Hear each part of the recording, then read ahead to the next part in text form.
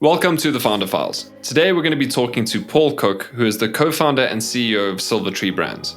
Now, if you haven't heard of Paul or Silvertree Brands before, you've definitely heard of the companies that Paul leads and that Silvertree Brands owns. YouCook, Faithful to Nature, Skuan, and Pet Heaven, just to name a few, are part of some of the amazing companies that fall underneath the banner of Silvertree Brands.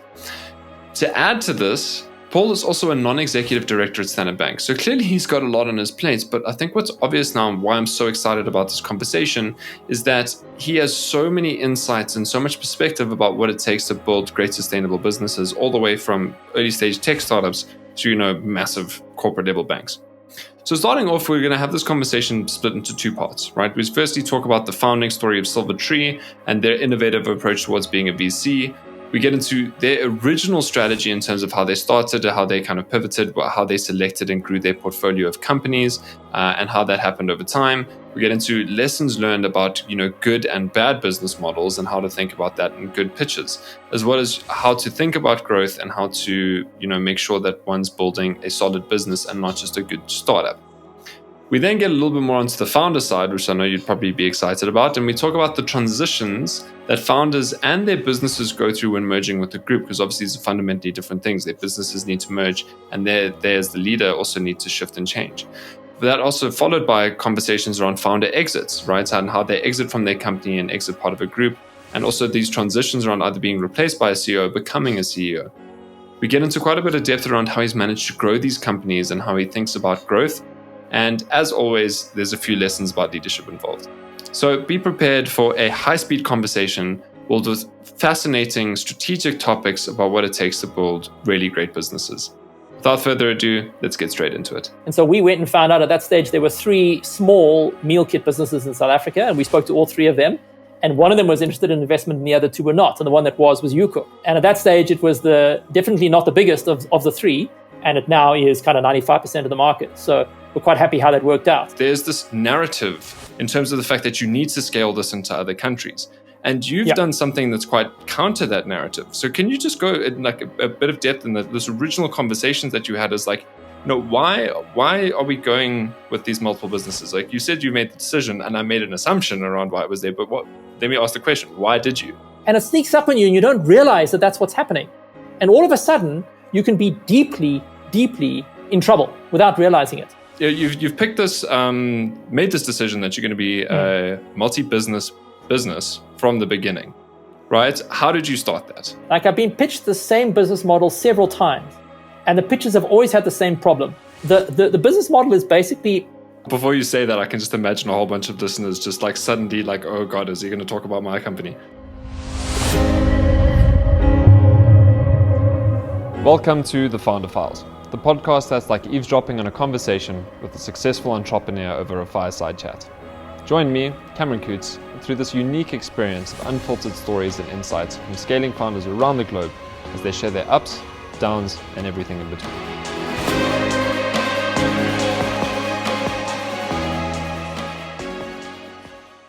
Paul, welcome to the Founder Files. It's an absolute honor and privilege to have you here. I think the untold wisdom, or told and untold wisdom, that you have about what it takes to really build not just one successful business, but a portfolio of successful businesses is something that I'm really excited to get into and really excited to share with our audience. So thank you very much for being here. Can't wait to get into the story, but enough of me talking, over to you. No, well, thanks very much. It's really great to be here. Always nice talking about things that have happened over the years. And hopefully some of them will prove useful to some of the listeners, I guess. My experience with you so far, no doubt they will. I think just to obviously give the context, there's so many businesses that we could really speak about. Just to name a few, we've got YouCook, we've got Faithful to Nature, we've got Pet Heaven, we've got Skuan.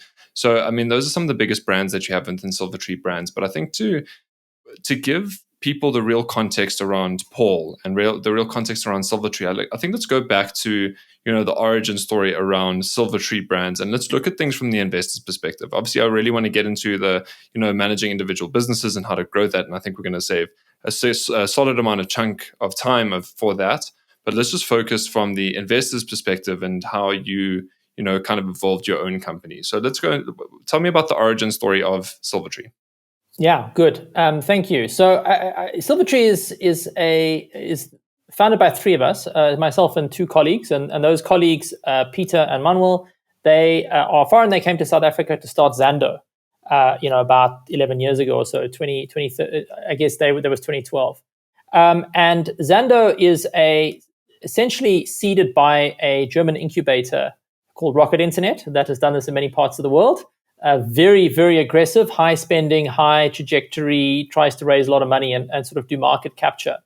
And that model has proven to be somewhat successful in some parts of the world and somewhat less successful in Africa, I would say, where a lot of the challenges are not about speed to market as much as readiness of the market. So is the market there? Is it big enough? Are customers willing to move their purchases online? And long story short, they were getting tired of working on Zando, and I was at that stage in a management consultancy. And so we decided to join forces and start Silvertree. And whenever you're starting something, the obvious question is, what are we starting? What's the thesis behind it? And I guess a couple of things which we decided earlier on was that firstly, we were not going to build just a single business. And that's a controversial decision already, because a lot of people will give you the advice, focus on just one thing and do it really well. And a lot of the time that is good advice. Our logic was to say that our model needs to be tailored for the market in which we're operating in, being South Africa, being Africa. And one of the features about it, especially 11 years ago, although it's still the case today, is it's a lot smaller market than the US. So, I mean, in terms of GDP, South Africa is about the equivalent of a medium-sized US state like Michigan. And there are very few tech startups or incubators that are aimed at just one state in the US, right? That's not really a thing that you would do. And so that immediately means that your model for entrepreneurship needs to be a bit relevant. Obviously, the benefit we have is there's not a lot of competition. So in the States, you're competing against a ton of other players. In the local market, you're competing against fewer players, but your market size is smaller. And so our response to that is to say, well, let's not do just one thing. Let's try and do a couple of things. And at the beginning, we had no idea what they would be, but maybe inevitably they landed up being in e-commerce, largely consumer-facing, kind of strongly branded e-commerce. And that's really been the theme of most of what we've done. Not all, but most. So I'm just super curious there is how that original thesis is, as you're saying, is you're constrained by just the economic size of South Africa. I mean, we can get into other African countries because the point of comparison is, I mean, you've got Michigan as a state, comparing it to US, and obviously this is thinking about what is the kind of growth potential of whatever it is that we're going to build in this environment. And what's implicit immediately in that decision is not about the fact that we're going to take something that can necessarily grow across Africa. It's something that's got to be grounded in South Africa, but it's got to be able to achieve the similar amount of growth that if we went into multiple countries while staying in the same country. And the only way to do that is the fact to have multiple businesses under one umbrella. Yeah, exactly. And we've actually done a bunch of stuff in the rest of Africa. So, we did a joint deal with a Swiss media company for a business that did Groupon-style sites across 3 African countries, which led me to spending quite a lot of time in Lagos. And the learning from that for us was, yes, there's definitely opportunity in the rest of the continent, but especially when you're talking about sort of quite advanced e-commerce offerings, which require quite a lot of familiarity with the internet, quite a lot of trust in logistics and in online sites, that the market size is not huge in a lot of other countries. And so to be able to get the same market size, you need to be in quite a few countries in order to replicate the market size you have in South Africa. And then you spend all of your time trying to coordinate between these subscale businesses in lots of other countries. And in fact, for us, it landed up being easier to run multiple different portfolio companies in South Africa rather than trying to run a more distributed set of companies in terms of our efficiency on our own time. Obviously, your own time is one of your critical resources, along with cash and other things. And it's landed up being in our opinion, a better use of our time to focus mostly on South Africa. So I want to get into depth with that because I've spoken to so many tech founders in Africa, and the moment that they talk about scaling, which is just, I want to get into like the definitions of that because like different people talk about that in different ways, but they say the moment they say scaling is like, I'm going internationally into other markets. Cool. How much market share do you have in your current market? Like 1.6%. But before we go down that rabbit hole, it's like there's this narrative not just around African founders, but it's, in my opinion, being pushed a lot by the VC ecosystem in terms of the fact that you need to scale this into other countries. And you've done something that's quite counter that narrative. So can you just go in like a bit of depth in this original conversations that you had as like, why are we going with these multiple businesses? Like you said, you made the decision and I made an assumption around why it was there, but let me ask the question, why did you? Yeah, well, I mean, really, it is about market size. It's about being able to speak to an opportunity that is big enough to kind of really move the needle. And when you're in a smaller market, the chance of any single offering in a single market being big enough by itself is less. And you look at many of our brands are far and away market leader. I mean, if you look at YouCook as an example, there's really no competition in that meal kit business in South Africa. But besides the fact, it's not like YouCook is that big a business. It's definitely a medium-sized business, but it's not massive. And that speaks to the fact that we needed to have multiple irons in the fire, as it were, in order to get to scale. What I will say about this point around wanting to immediately scale international and all of those sorts of things. So the first point is scaling and growth is a very important thing in a startup, especially a venture-funded startup, but in a startup in general. And one of the most difficult things that you will go through in the life of a company is when the kind of hyper-growth phase ends. If the hyper-growth phase never starts, you have a bigger problem. But secondly, when the hyper-growth phase takes a wobble for whatever reason, and for many companies, COVID might have been that reason, that is a difficult time. And we'll probably talk later in the session about what that meant for some of the Silvertree businesses. But I think growth and momentum is very important. And so looking for sources of growth and pushing for that is very important. But all too often, this idea of scaling internationally as being your solution, people are using international scaling as an argument as to why they're going to succeed. But the point is that it's exponentially harder to operate in a different market as it is to operate in your own market. So if you're not yet dominant in your own market, you should not expect to become dominant in another market. And so if you're using it as an excuse for why you're going to succeed despite not being dominant locally, then you have a problem. If you are dominant locally, then maybe there's an opportunity for international growth. Or if you're on the route to local dominance, then you can look at international scaling. But not before, for sure. Yeah. No, I love the way that you said that. Cool. I think to get back into the founding story and just my kind of like thoughts and anecdote there is like a first and foremost point around this is that it's again a lot of founders, they've got a lot of great aspiration and vision and impact and like things that they want to be doing. But what I find is that almost the paradox of that is that they don't necessarily, their ambitions aren't big enough for that in the meantime. And what the contrast to exactly what you said there is like our ambitions are to have a large business in this market and be able to do successful, but one that's not super difficult to run on this continent. So the one solution to do that is that, but like that started like you wouldn't have even started that thinking if you weren't super ambitious to begin with. So I just obviously want to point out the obvious there and just point out to our listeners that be ambitious, right? It's like it's just a matter of kind of how and the strategy to get there. Cool. So you've picked this, made this decision that you're going to be a multi-business unit, multi-business business from the beginning, right? How did you start that? Yeah, so then the obvious way that you could do that is to be a VC fund, right? And be an investor. And in fact, many people might think that that's what Silvertree is, because that's how we've purposefully gone and looked in the South African market. We're not a fund. We've never been a fund. We are a company. And so what that means is that what a fund does is it raises a pool of money and ring fences that money and deploys that money in investments. And the management of that fund pay their own salaries by a management fee on top of that fund. There's this typical model of 2 and 20, which means 2% yearly and 20% of any upside. We were never that. We were a company. And so we raised money onto our own balance sheet, and then we spent that money as we chose. And so from a perspective of the rest of the world, so we raised most of our money offshore. And to them, we pitched ourselves as a startup.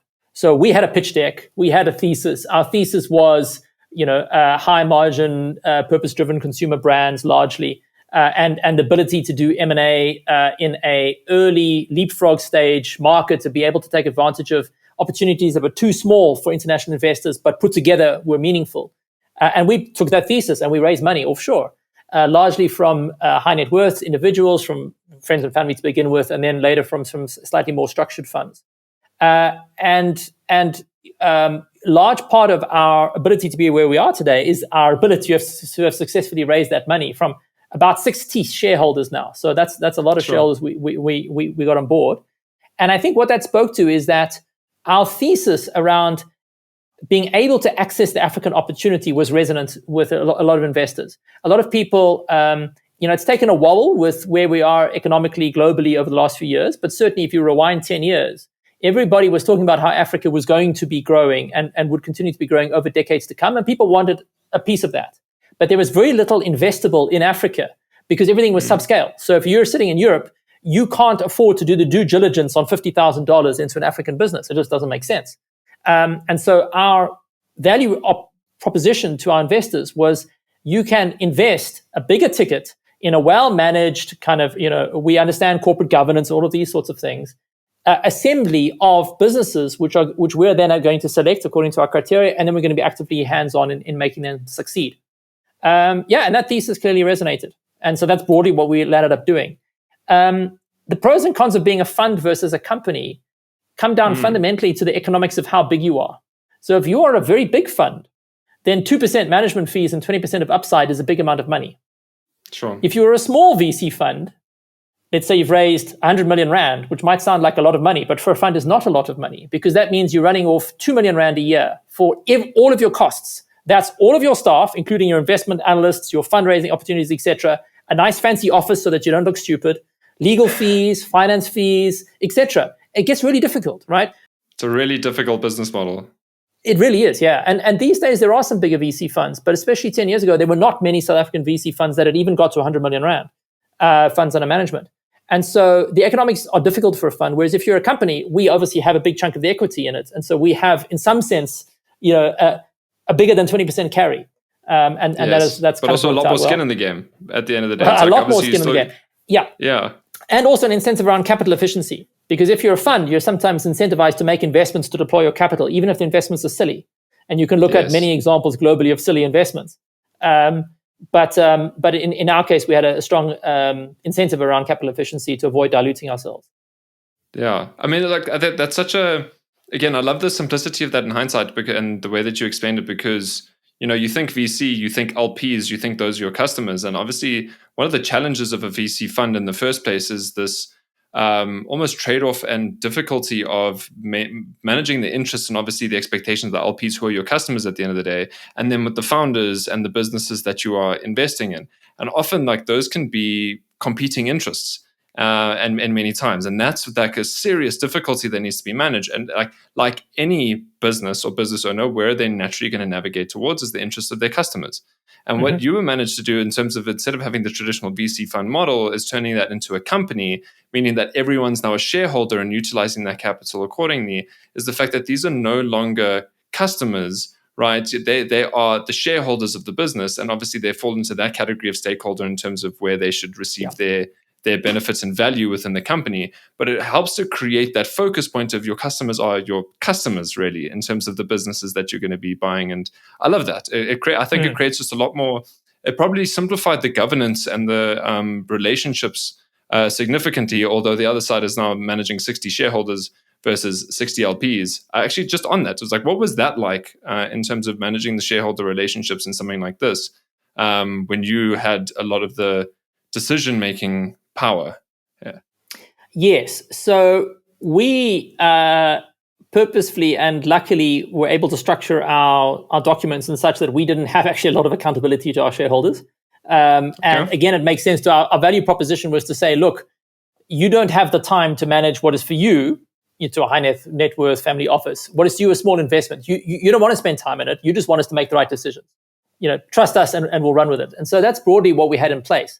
That said, we put a lot of effort, especially in the earlier days, into our shareholder reporting. So this is another good tip if you're running any sort of company that has investors in it, is spend quite a lot of time on getting your investor reporting right, because it makes such a difference to how you are perceived and therefore your shareholder support.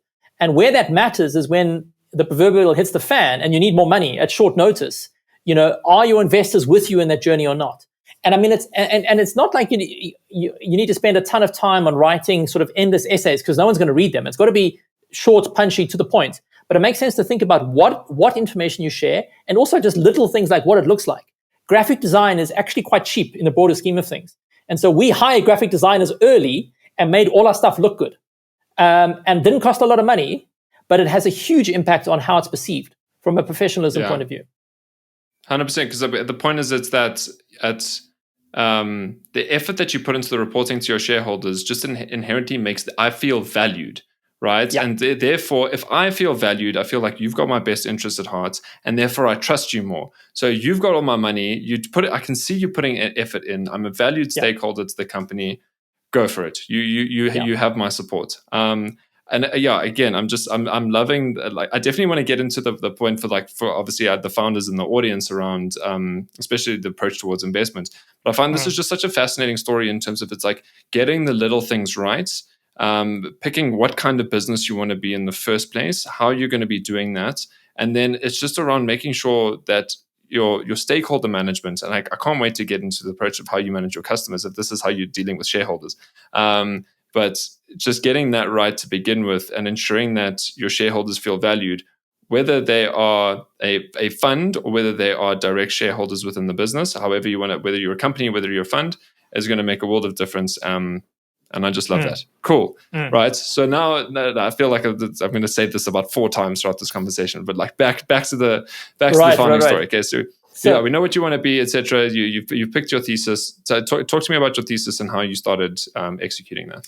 Right. So, I mean, our thesis was pretty broad to begin with. And essentially the story over the years has been to continuously focus the thesis more narrowly down. So, I mean, day one, we had no idea what we were going to do. I quit my day job and off we went and had a list of 10 different ideas, which was everything from like very rapid pizza ovens that we could put in coffee stands, right? Make a pizza in 1 minute from frozen, all the way through to some of the stuff that we actually landed up doing. And I think what has happened is that we've landed up over time concentrating more on B2C, strongly branded e-commerce as kind of the sweet spot. And the reason that you need to focus over time is because it makes it easier to tell a story. As you get bigger, your story can't be anymore. We're a collection of really interesting but very different businesses. You need to start telling stories about synergies. So I think, but within that, what we started to do is developed theses around the models that we thought would work. So we very much said that we don't want to really try and invent brand new business models because that is high risk. So if you think about the risk of success in a business, either is the idea good or not, and is the execution good or not, right? And if you're sitting once again in Silicon Valley, what you're trying to do in Silicon Valley is come up with new ideas. And the reason you're trying to do that is because your market is very big and there's a lot of money behind Silicon Valley and there's a lot of talent in Silicon Valley. And so once you come up with a good idea, it can get executed. It can scale very quickly. There's the talent, there's the money, there's the market size to be able to scale it rapidly. Now in South Africa, we had money, but we didn't have a ton of money. There's not a lot of talent at that stage in the startup industry because South Africa, and this is still the case, many of our best people typically go into corporate roles or government in some cases, and rather than wanting to take a chance on entrepreneurialism. So there was or they all go to London, or they go to London, right? Exactly. And lastly, the market is small, so there is a lot of execution risk, right? Execution is not automatic, and so why take a double risk? Because we know that there are ideas in the rest of the world that will work locally. Because by and large, South Africans are not radically different to humans anywhere else in the world. And so there are ideas that we can cross-pollinate from the rest of the world and get rid of the concept risk and instead focus on how do we solve the execution risk? How do we get the money?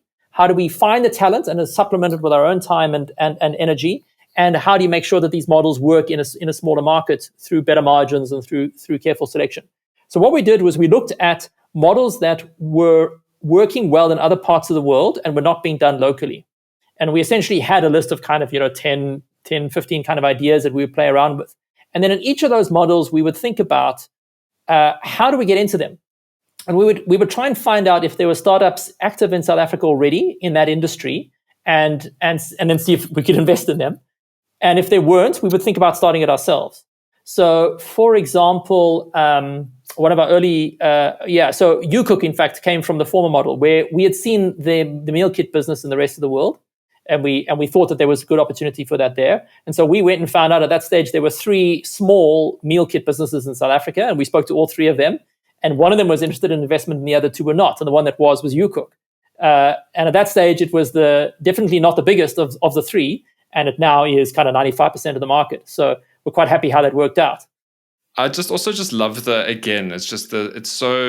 I love anything that's just like counter normative, and you are that. Is like there's so many startups going to all these investors trying to find funding, and you were this company or VC with a very specific idea of what you wanted. You went three, and it's like I'm gonna pick one of you. I've just not really heard of that happening before, and it's just awesome. Yeah, I mean, look, there were also a lot of people who came to us. Not many of the companies we funded came from cold intros, but some did. And for sure, if they ticked our kind of criteria in other ways. We also then built some things. So one of the things we did in the early days, for example, was, we were looking at our portfolio. We expect to be doing e-commerce. And we asked a question around what are the key skills that we're going to need for e-commerce? And that's good people, digital marketing, and software development. And those are all areas where getting good talent is really important, and it's difficult when you're small because you can't pay a lot at that stage. So you have to pay with equity or you struggle. So what we did in all three of those was we said, well, why don't we set up an agency to provide services to our own portfolio companies as well as externally so that they can get a bigger scale to be able to get the best talent and to be able to kind of make that work. And so we essentially started three agencies in recruitment, in software development, and in digital marketing. And that sounds like a cool idea, and it didn't work. And the reason it didn't work is because some of the agencies just didn't work. So the people that we found to sort of be the founders and to run with them were not the right people, or a strategy wasn't right, or whatever. So, for example, the recruiting agency didn't really go anywhere. But then other ones, so the digital marketing agency was very successful, and in fact, one of South Africa's big four banks as its client for all its digital marketing, which, as you can imagine, is a fairly big account. But the problem then was that they didn't want to work with our portfolio companies because our portfolio companies were way smaller. And our portfolio companies were grumpy with working with this agency because they thought they were getting the second place service compared to, the big bank. And so, in fact, what happened was a lot of these portfolio companies insourced a lot of these core capabilities. And so I think, for me, that's kind of an early teaser of some of the topics we'll talk about later, is how do you actually try to drive synergies between different companies? And it's very difficult because when people are in different companies, they don't naturally feel that their interests are aligned. And you land up, we land up spending hours trying to put out fires continuously between people unhappy with each other. And eventually in the end, we said, look, digital marketing agency, go and do your stuff, go and serve B2B clients, and off you go. And our consumer portfolio, we developed in-house capabilities. I just love the blend of simplicity and complexity here. Is essentially, it's like, what is it that we're going to need to achieve? How are we going to do this? And essentially, how can we do this ourselves? Because how can we essentially control something that's so usually difficult to control in the labor market? But obviously, it's the idea versus the execution, exactly like you said, are two different concepts. One thing I noticed just as a theme coming throughout all of your business, and I just as soon as you mentioned the 1 minute frozen pizza versus if I look at the main brands within your portfolio, there's this constant theme of consumables, right? And I think a lot of what we want to get in here in terms of because a lot of what I want to base this conversation on is again, when we had the prep conversation for this, is what are the business models that work? Right. And therefore, what are the ones that are super investable that any VC is going to be this is something I want to get into? And the obvious one that's sitting underpinning that for me is consumables and e-commerce, because a big challenge in this continent is being able to solve problems, but also that there's that you can scale the marginal effort of. That's where software and e-commerce is so powerful and so useful, because you're not having to scale your overheads in the process of servicing significantly more customers. But at the end of the day, is if you're selling products that have got long lifetime values, then your ability to be able to retain customers and your customer lifetime value is also a hell of a lot shorter as well. So I'm just putting this logic together in terms of these kind of consumables that people are going to purchase over and over again, meaning that customer retention and customer acquisition costs. I'm going to let you talk through all that because I'm going to stop talking and making assumptions. I just noticed that as the theme. Talk me through just those business models that you identified and picked and developed. So the more you understand an industry, the more you realize it's more than one industry. And so one can infinitely divide industries. And so, let me start at the top, and I'll talk about some of the ways in which what we do is different to what we don't do, essentially. So the first, kind of very clear division is between B2C versus B2B. So are you selling to consumers or are you selling to businesses? And those are fundamentally different businesses. Because if you're selling to businesses, you have a very small number of clients who you go through a sales cycle.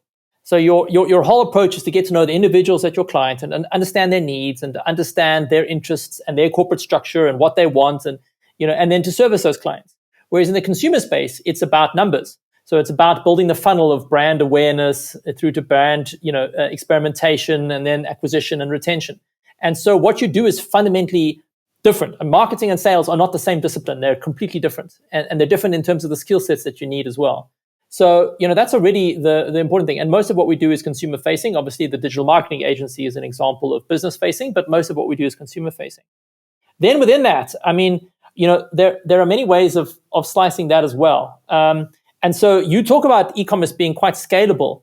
I'm actually not sure I entirely agree because it's only somewhat scalable because at the end of the day, you have to ship a physical product. And so to double your business, you need to double your physical fulfillment capability, which can include stock. So you got to worry a lot about your working capital, but it also includes the size of your warehouse and the number of people you have in the warehouse and your ability to manage them, and as well as their geographic footprint. So that's one topic. But I think even before we go into that is there is a topic about physical presence. So we very much went into businesses which have a geographic moat. So within consumer facing, you can have businesses which are internationalizable very easily and those which are internationalizable more difficult, not as easily, right? And so WhatsApp or Facebook are example of businesses which internationalize super easily. It's very difficult to build a South African only social network.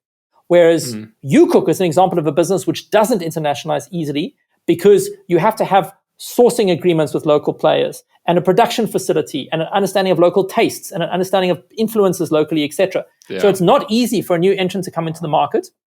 It's also more difficult for you to scale internationally. That's the downside. But you have a better moat. So we very explicitly are focused on businesses that have a geographic moat, and that's true about all of our businesses. Then within that, then we focused obviously on e-commerce. And you're right, fintech is a completely different beast to e-commerce, for example, because fintech scales very differently. You generally earn much smaller percentage of the money flowing around, but your marginal costs on that are very low. And so it's a scale game very quickly. And even within e-commerce, you can slice that further as well. So there are two choices we've made in terms of our positioning within e-commerce. So the first is that we deal in frequently replaced or frequent reorder categories. So there are businesses like furniture where your customers are very seldom repeat customers at any sort of frequency. And there are businesses like Faithful to Nature, YouCook, Pet Heaven, and Squin, all four of them, where you aim to get repeat business on no more than a few months frequency. And so you start to look at things like cohorts and retention rates and reorder rates and these sorts of things. There's a very different set of KPIs. The other decision that we have made, and this is a critical one as well, is around are we a marketplace or are we a curated set of products of our own?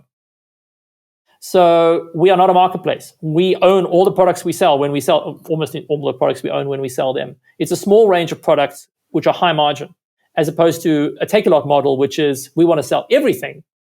They're happy to work with third-party sellers, so they don't necessarily own the products before they sell them to you. And they run at a low margin.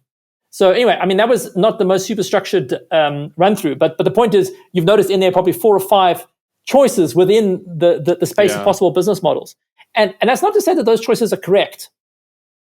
They made sense for us at the time that we made them, and some of them I believe are correct. So that choice around a smaller range of high margin products is how we are today a profitable business, whereas Take-A-Lot is not. There are other factors as well, but that's probably the most important one. We're not as big as Take-A-Lot, so that's the other side of it. So there's always that, but nonetheless. Yeah, but there's also, this is why I love to say the so what question is like you can be as big as Take-A-Lot, but you can be a lot more profitable at the end of the day. And it's like, what's in terms of the kind of business that you want to be in, why are you doing this at the end of the day? Is we're in this to solve problems, but we're also here to make a profit. And I think what's a lot of you've highlighted, and let's go back to the point around business models, and I really want to get into all the ones that you've probably Yes. seen in the journey here, and what like the themes that you've spoken about. The themes that you've seen that you can speak about. But the point there around what you talk about, the higher margin products that you own yourself, and especially the fact that the repeat purchases, is because at the end of the day, cash flow is king, right? That's the nature in any business. And if you can ensure that cash flow is going to be there, this is why there's a huge emphasis in the VC market around SaaS businesses and annuity income and missing all the terminology all of a sudden, but it's essentially it's like annual recurring revenue. That's the ARR is what I was looking for. But that's the emphasis there, because at the point there is like, how predictable is your cash flow? And the more predictable your cash flow is, the more you can essentially have predictable profits. And like that's the emphasis at the end of the day, and that's essentially what makes a great business model. The counterpoint of that is, for example, being in a consultancy, which is one of the worst business models that you can have because it's so difficult to scale. Yes, it might be easy to start, very difficult to scale. And the problem is like the best metaphor I've heard here is like, on a scale of 1 to 10, a consultancy or professional services or agency model is like a 2 out of 10 on a business model. So in order to compete and to be like profitable, you need operational excellence of like a 9 out of 10. Right. Well, the problem is the other way around, is if you have a business model that's a 9 out of 10, you can get away with an operational excellence of like a 3. Yeah. But anyway, without going down that rabbit exactly. So I mean that's absolutely right. And I mean what I would say is that this topic around predictability. So SaaS businesses sometimes have good predictability of income. So do consumer-facing e-commerce. So our good months to our bad months are pretty stable because we have so many customers that the impact is not big. That's one of the features about B2B, of which consulting is another example, is that, with a small number of customers, if you lose or gain one, it makes a big difference. So the predictability is helpful, but predictability by itself doesn't make you profit. What makes you profit is the structure of your income statement. And I mean, maybe the obvious question is, how do we choose which models we liked in our kind of a filter? One of the important things that we looked at is the structure of the income statement. And what I mean by that is, where does your revenue come from? How do you grow your revenue? What do you need to do to grow revenue? What are the costs that are required in order to fulfill your revenue? What are the costs that are kind of fixed costs? They look like fixed costs, but they're actually required as well. And therefore, how profitable is your incremental piece of revenue? And so, if you think about consulting as a good example, you have very little costs other than your own time. But the problem is that your own time is how you produce revenue. So you can't scale. It's difficult to make more of yourself unless you have a very good training program and quality control process, which is what you were speaking about, operational excellence. And so, it's difficult to scale your revenue. I mean, what I would say is that, e-commerce, for example, the big point is you have to buy the product that you're selling. And so you eat a lot of your revenue immediately in buying the stuff that you're then going to sell or making it. And that's typically well over half of your revenue gets eaten by that immediately before you even start doing any other costs. And so that immediately has an impact on how profitable and scalable e-commerce can be. And that's why one of the things I talk about a lot is, if you're going to do e-commerce, do high margin e-commerce, because otherwise you really are trying to optimize around pennies at the end of the day. And then on the other side of things, businesses which don't have a cost of goods, essentially, that immediately puts you in a good place there if you have a model that can produce you lots of revenue. So kind of really understanding, and this speaks to your earlier point around your sense of ambition at the beginning. I mean, I'm very much a believer of don't try and do everything at once. Get your core business right at the beginning, but have a view of when you become, quotes, big, does that make you profitable? And there are a lot of businesses, and including ones which, to our regret, we've invested in, which were never going to be profitable. Their margin structure was such that they could have been 100 times bigger and they would still have lost money. Interesting. Paul, I've hit one of those moments now where it's like, again, I was so like focused on what you were saying and like thinking about the implications that I've run out of a question to ask. So I've got a good idea of something to talk about, and that is, yes. I mean, I think we should maybe talk a little bit about business models which we've seen, and some of the lessons that kind of came from that for me. So we've obviously had a lot of people pitch us over the years. The vast majority of them unsuccessfully, clearly. And what are the themes that keep coming through that? And so what are you kind of, as you're thinking about what business you want to start, and then also how you want to describe it to possible investors, what are some of the things to think about? And this is a well-traveled field. There are a lot of people who can say a lot of things about this. And I don't disagree with many of them. There's obvious things around, should you be entrepreneurial to begin with? Entrepreneurship is not easy. There are many people for whom the correct choice is to go and work for a salary somewhere. Because entrepreneurship requires a particular personality. And not everybody has that. And that's not good or bad. This is not a topic about capabilities. This is a topic about personality. And some people, are suited for it and some people are not. I think, and I think the second point as well, I'm not a big fan, especially in earlier stage markets like South Africa. I'm not a big fan of saying, you should leave high school and immediately start a business. I actually think it's very helpful to go and spend a couple of years in a corporate somewhere, and then build off the networks and the experience that you have there. I would have struggled. I think all three of us would have struggled to do anything like what we've done at Silvertree if we'd done it straight out of university even. I don't think we would have done it. So I think that's helpful. But then within that, maybe let me start with one example, which I keep getting. Like, I've been pitched the same business model several times, and the pitches have always had the same problem. And it's kind of a nice example because it covers a couple of different themes. And the business model is basically a marketplace. Sorry, just before you say that, I can just imagine a whole bunch of listeners just like suddenly like, oh God, is he going to talk about my company? Yeah, I should be a bit sensitive. No, I'm not going to talk about any particular examples. I say that more joking. I say that more jokingly because even with myself, I was like, oh my God, is my business model going to be problematic? No, I'm kidding. Go for it. Please let us know. Rather know now than later. Yeah, I'm gonna wail pretty hard on this particular business model. I don't think it's very good. But I'll tell you why. And I'm also happy to be proven wrong, because I think anyone who can do it will be doing an incredibly good deed for the country and for the world. But I think it's very difficult. So the business model is a marketplace for services. So specifically household services. So a plumber, a dog walker, a painter, those sorts of things. Everyone talks about, there's a lot of inefficiencies in that market because you have to find somebody. It's very difficult to judge quality. So you land up asking, I don't know, your neighbors, your friends, whatever. And there's very little quality control. You can't penalize someone who doesn't do a good job. And it's also very often not repeat business or not frequent repeat business. So that if you don't like someone, fine, but they've already built your wall and your wall is skewed, like you're already in trouble, right? And so a lot of people have pitched this idea of, well, why don't you have a marketplace where, you can post your jobs in the marketplace, and then there's people who have pre-applied to the marketplace and been vetted, and they apply for the jobs and you match and off you go. And this model can work, but there are a couple of ways in which people typically pitch it to us that are problematic. And the first thing is that there are not that many global examples of this business model really working. So there are a couple of people who've done it at a smaller scale. So I think it's called Tasker, Fiverr, and there are a couple of other ones. Yeah, but they've done that mostly with creatives, because the reason for its success mostly creatives. Yeah, because they can do it remotely. Exactly. Yeah, exactly. It didn't necessarily start off that way. I mean, it did aim to have an in-person presence as well, and there are a bunch of other ones as well. But there's no, if you think about marketplaces for physical products, even secondhand physical products, there are tons of examples globally. There are very few examples of marketplaces for services. So you might wonder why. Well, there are a bunch of reasons why. So maybe to begin with, there's the topic around margin and who gets paid and how valuable your contribution is in it.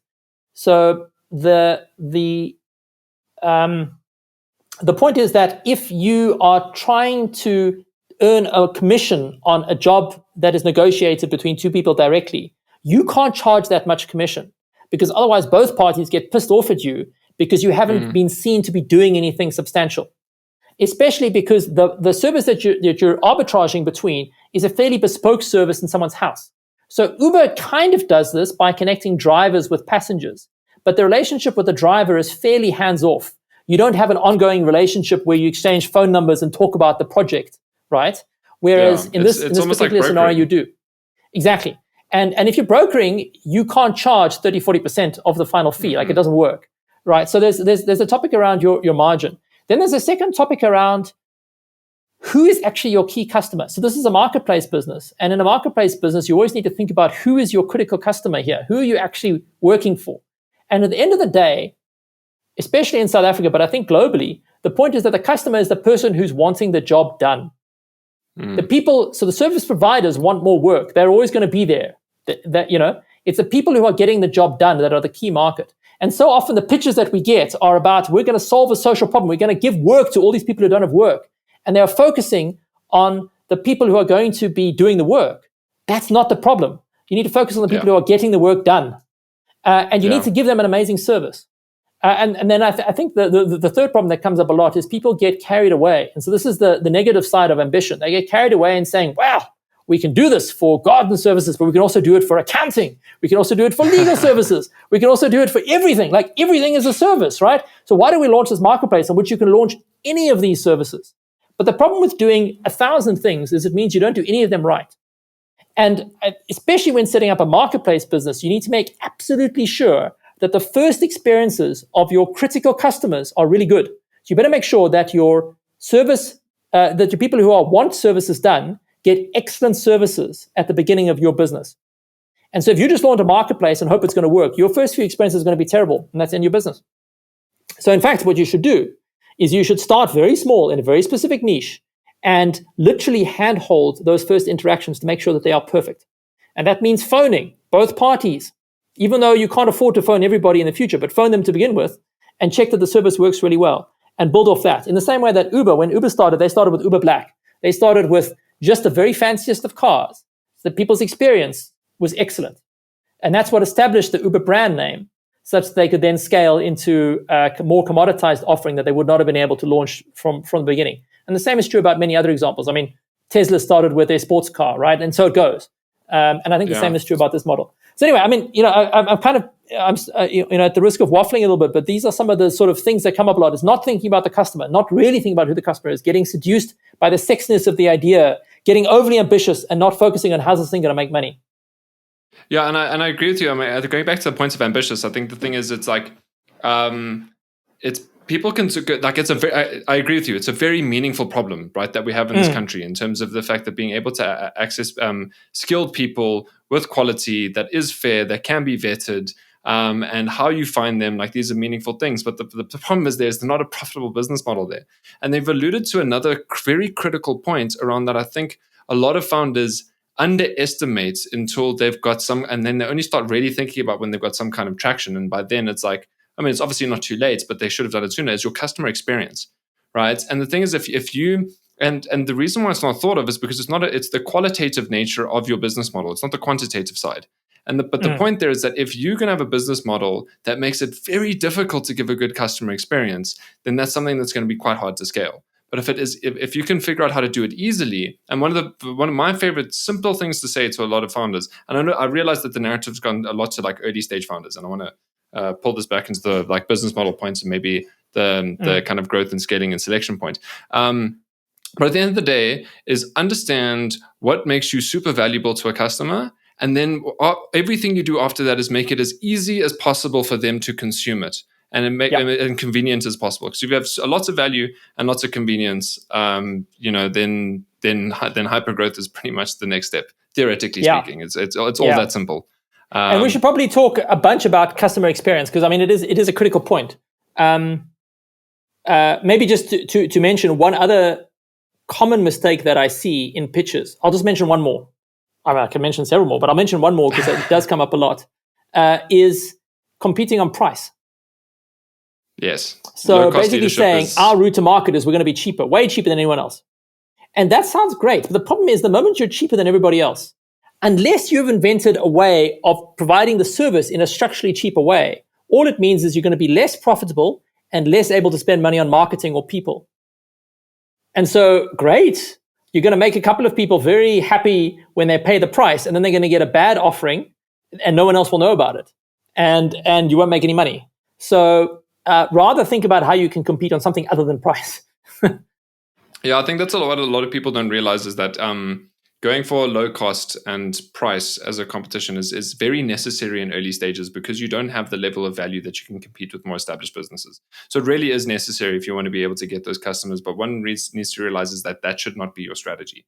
That is literally just how you start and how you essentially validate your offering, validate what the value is until you can really start forming a different competitive advantage. Don't get me wrong, you can do that approach, but then like there's not many companies that have succeeded. The ones that have done it very well, but then the operational excellence is off the charts. Favorite example, Yeah. Southwest Airlines. But I mean, but yes. But I mean, I would also be careful, because once you lock your, I mean, so what you say about starting with a low price in order to get initial customers, that sometimes is necessary and sometimes makes sense. It's also sometimes dangerous, because it's actually quite difficult to raise prices. What I mean by this is not necessarily customer-facing prices, but one of our big failures was, I mentioned that that Pan-Africa Groupon-style business that we operated in a bunch of countries. Mm-hmm. So they had made a critical mistake that we didn't realize until we'd already put our money in. And that is that they were charging commissions about 18% on the coupons that they were selling. The problem is they were doing a bunch of physical products, etc. So they were doing close to e-commerce on an 18% margin, and that doesn't work, because you've got to pay credit card fees, and you've got to pay logistics fees, and you've got to pay operations and customer support, and you have to pay for your salespeople that go and get you the specials from your merchants. And that all costs at least 18%. And so that model could never have made money. But the problem is that once you've got your merchants who are your key customer, if you're running a deals business, your ability to source deals is your critical capability. So you got to work with people who are going to give you deals. Once you've got them used to 18% commission, it is extremely difficult to go back and say, well, now we want 50% commission, which, by the way, is what Groupon was doing at the time. Groupon was running on 50% commission. So once you've locked in a price, it's difficult to renegotiate it. And so sometimes if you're launching at a low price, that can make sense as long as you're realistically able to raise that price later. No, 100%. And I think also the underlying assumption of it is that when someone's starting a business and still trying to find product market fit, their customer attrition, their loss of customers is going to be quite high. So it's more the point of it's using that as the experimental phase just to do it. Is like, it's the other term around friends, family, and fools, sure. right? When getting a startup, it's like it's kind of the same thing as it's you're de-risking this to your customers in the experimental phase by lowering the price to them. And I go with that without saying it's like don't use them as unnecessary guinea pigs. You want to ensure that you're adding value, because like that's not a good way to start. Sure. I think my points there is like so. Let's go back into the business models and the pitches and all the kind of businesses that you've seen. And I want to kind of separate this in terms of like, if we can, right, with zero preparation. The kind of things is like what goes really badly in a pitch, and like that could be everything from the way the pitch is delivered to actually the content of it and the way and what the business is. But I care more in this situation about the actual business model itself, because how you pitch it can be a practice and a skill set development, versus the other side of that coin in terms of, okay, well, have you seen that's really good, and what are the kind of common themes that kind of come across? So the highest level topic is actually around how you think about the conversation. So at the end of the day, an investment is a business transaction, because your investor is looking for certain things out of this relationship, and the investee, the person who's pitching, is looking for they're looking for money, and the investor is looking for return. Typically, sometimes they're looking for social impact as well, but not normally. And so it's a business conversation from both sides. And if you think about how do you have a conversation with any potential customer in a business conversation, is you understand what they are looking for and you answer their questions.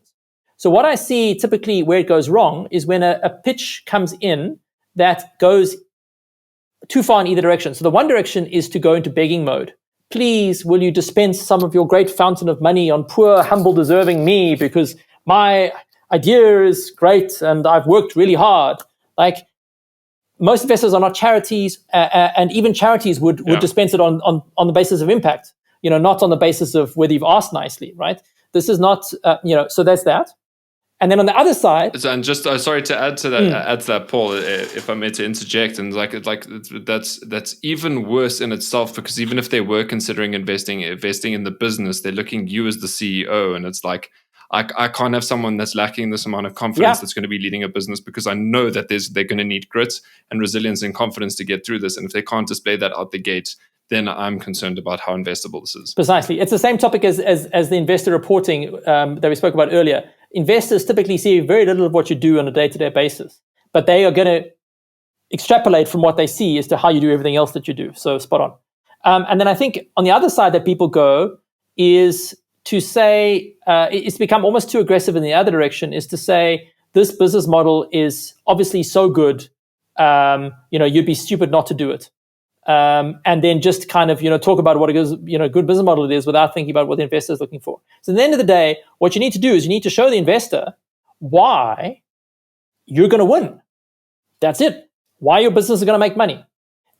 Because the investor cannot actually judge everything about your business model, because there are so many examples of business models that sounded stupid at the time and have become very successful. So, investors typically are not looking for that. They're looking at a combination of, does the model make kind of sense? But more importantly, does the team make sense? And do you have something that is going to mean that you're going to win? There are a lot of other people who are starting startups all the time. So what is it that is going to make you win? And if you don't have a good answer for that, that's a problem for yourself. You should look in the mirror and answer the question for yourself first, and then you should tell the investor. And the quicker you can get to that, the better. So sometimes, a lot of pitchers waffle on about, this is how big the market is, and this is the team's history, and all these sorts of things. And those things are all important. But at the end of the day, page 1 should be, this is why we're going to win. And then the other pages are just backup for that. And why you could win varies a lot. There are many different ways of winning. It could be you've got some special relationship with suppliers in the case of something where you're selling a physical or a virtual good. Maybe it's because you've got some special experience in your team that no one else has. Maybe it's because you've got some proof points where you've done it at a smaller scale and it's working really well and you're scaling up already. Maybe you've got some preferential agreement with some big entity that's going to partner with you and get your word out to the entire country very quickly, or the entire world very quickly. Whatever it is, that's what you need to talk about. And it's as simple as that. Like, there isn't any magical formula for a pitch pack, right? Sometimes people get overly, there's this formula, you got to fit in every element, like download the template and fill in every element of the 15-page template. No. What you need to do is you need to be able to talk for 5 minutes without a slide pack. This is why we're going to win.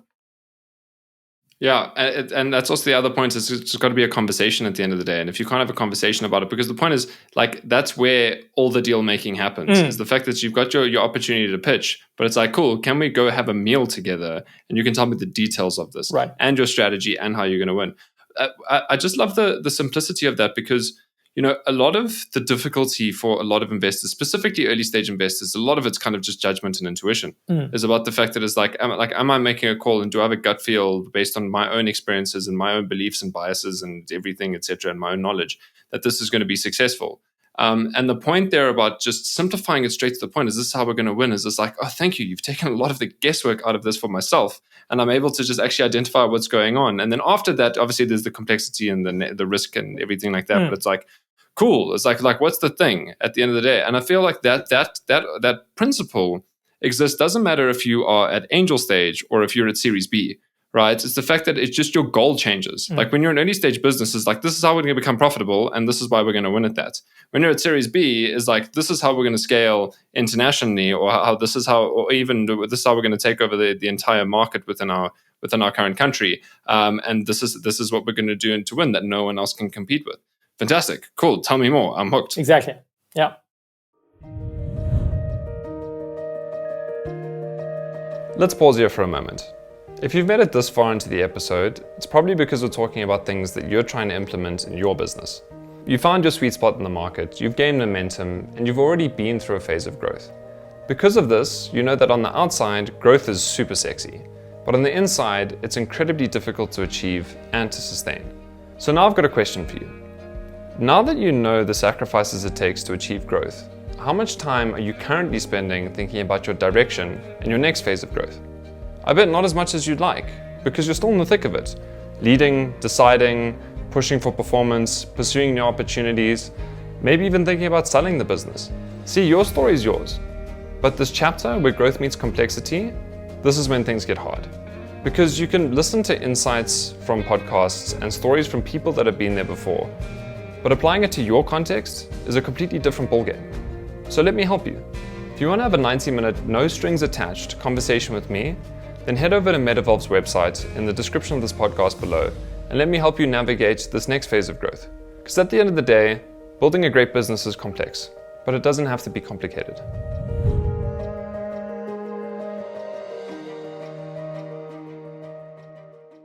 Cool. So I think we're just with that simplicity. We don't need to get much more complicated into it. I think, Paul, we'll completely switch gears now.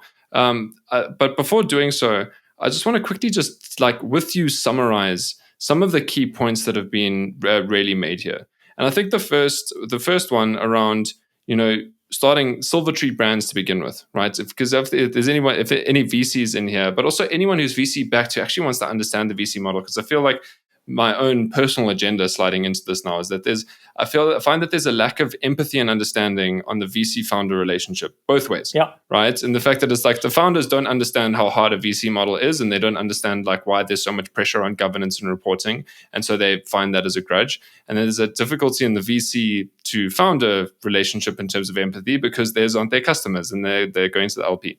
But just to like kind of summarize your journey so far, you started the fact that essentially you're going to be a VC, but instead of a fund, you're going to be a company, right? Which is like empowered you in a way to make so many decisions and go after where you wanted to scale. And the philosophy that you wanted is that you were ambitious and not necessarily around a specific problem. You were ambitious around the fact that we want to be a big business and a big profitable one, right? And what makes sense within the market that we need to have here. And so your thesis was to look for businesses where you could have a lot of repurchasing from your customers, right? And what are the kind of businesses that we can do that? Obviously, it's got to be B2C because that's where the repurchasing happens quite frequently. And then e-commerce was the platform that was chosen to do that. So in the repurchasing environment from an e-commerce business, I also just love the fact that instead of yes, you had lots of pitches, but you went to founders because you had a very specific thing that you were looking for because you know it works here. Let's just bring it to South Africa because the idea is great. And again, just another principle that I love is that if there's not a lot of competitors, a lot of early stage founders says like, oh, there's very few competitors in the market, and they think that's a great sign. It's actually a terrible sign. Because the point is like, if there's not many businesses, there's not exactly much of a market to begin with. Right. And so the point there is like you look there internationally loads, right? In the meal kit business, for example, going after UCook. And this is how you started like developing your portfolio. And from there, you've seen just so many different business models that work and that don't work. And it's not just because around what the problem is that you're solving, but what's profitable and understanding margin. And it's not just around the revenue that you're able to generate, but how much of that revenue goes to your cost base, just in the nature of that business model. And the final point that you made that was just so simple now is when pitching to investors and communicating your business and why someone should invest, there's just a simple thing of like, why are we going to win in relation to whatever goal we're trying to achieve? What did I miss? No, I mean, I think good job. I think it's an excellent summary. I mean, I think all of that is true. I mean, I think, pay attention to margin. I mean, if I talk about my single biggest lesson is pay attention to margin because, that really drives your ability to spend on all the other things you do. And then I guess there's a second one actually is get your customer experience right from day one. Yeah, totally agreed. Cool. Okay, switching gears. Now we're getting into the other side of it's like, okay, well, you're part of this group-based business, right? You've got all these founders. And what I want to almost call out, it's obviously not an elephant in the room, but I think it's like, for some reason, I'm air quoting elephant in the room. The fact that like all the business in your portfolio had founders and the founders aren't there anymore. And now we're talking to an audience of founders and it's like, this is like identity death, right? For me is the fact that it's like, I'm going to do this and unless your strategy is to exit, then by all means go for it. But let's just talk about because you've mentioned the thesis of Silvertree Brands, how we've grown, what you think about business models. We've skipped actually many years around like what's kind of happened in building that portfolio. So actually maybe let's create that bridge and cross it before talking about the growing of the companies and what happened as you evolved and brought these founders in and grew with them and eventually how they exited. I know it's a big topic, but yeah. So I think obviously one of the things that happened to Silvertree is that we needed to become increasingly coherent in our story. So, after our initial we did a bunch of deals, we had a bunch of different companies in quite different industries. And then we needed to start telling a more coherent story. Because one of the side effects of getting external funding and external investment in is you then need to pay attention to exits. And exits don't necessarily need to be selling the business, although it often is. But it basically needs to be a way in which the investors get their money back while they're still alive, right? And ideally, preferably well before, and if you're dealing with a VC, they'll typically have a horizon of 5 to 10 years. If you're talking to family offices or to high net worths or whatever else, that's a bit more flexible. But in general, people don't want their money back. And so you need to have a way of doing that. And unless you're an incredibly cash generative business and dividends are that way, it's going to come down to creating a way in which your early investors can sell their shares. And that means either a partial sale or a full sale of the business. And so, that's true about our portfolio businesses, and we'll talk about that. But it's also true about Silvertree, right? And so one of the things that we needed to think about is how do we tell a story about what we are that starts to make sense as a theme rather than just this idea of a play on diversified kind of African tech. And so that's really where we focused on the kind of what we call our power brands, which are really our sort of strongly brand-driven, purpose-driven B2C consumer brands. And so I think as that journey went on, clearly we sort of doubled down on a certain number of the portfolio companies. And then within those, they all went through the typical challenges that a growing organization does. And landed up in this particular case, in some of them, we are not the majority. So there are businesses which we are not the majority shareholder of, but we don't call them our power brands. And we don't talk about them as much because they are not part of the core thesis. So for example, we're a minority shareholder in a high-end travel agency, for example. And that business is fine, and we're just not actively involved in it. But I think, maybe let me talk a little bit about, as if you're a founder and you've now been running your business for a few years and it's doing okay.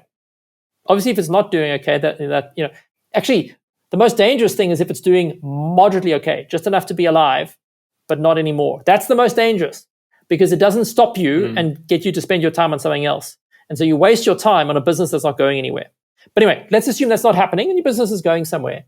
You reach a point a few years in, which is a critical decision point as a founder, or a critical junction, because a bunch of things happen all at the same time.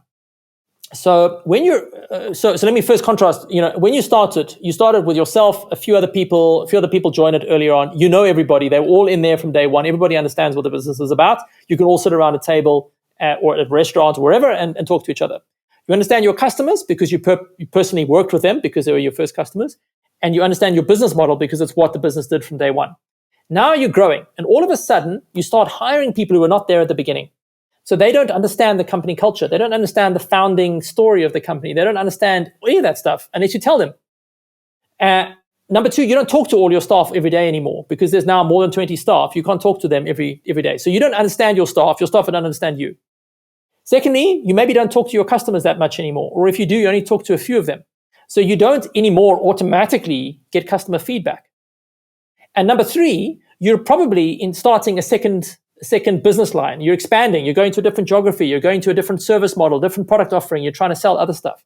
And so all of a sudden, you don't understand your staff. You don't understand your customer. You don't understand your business model.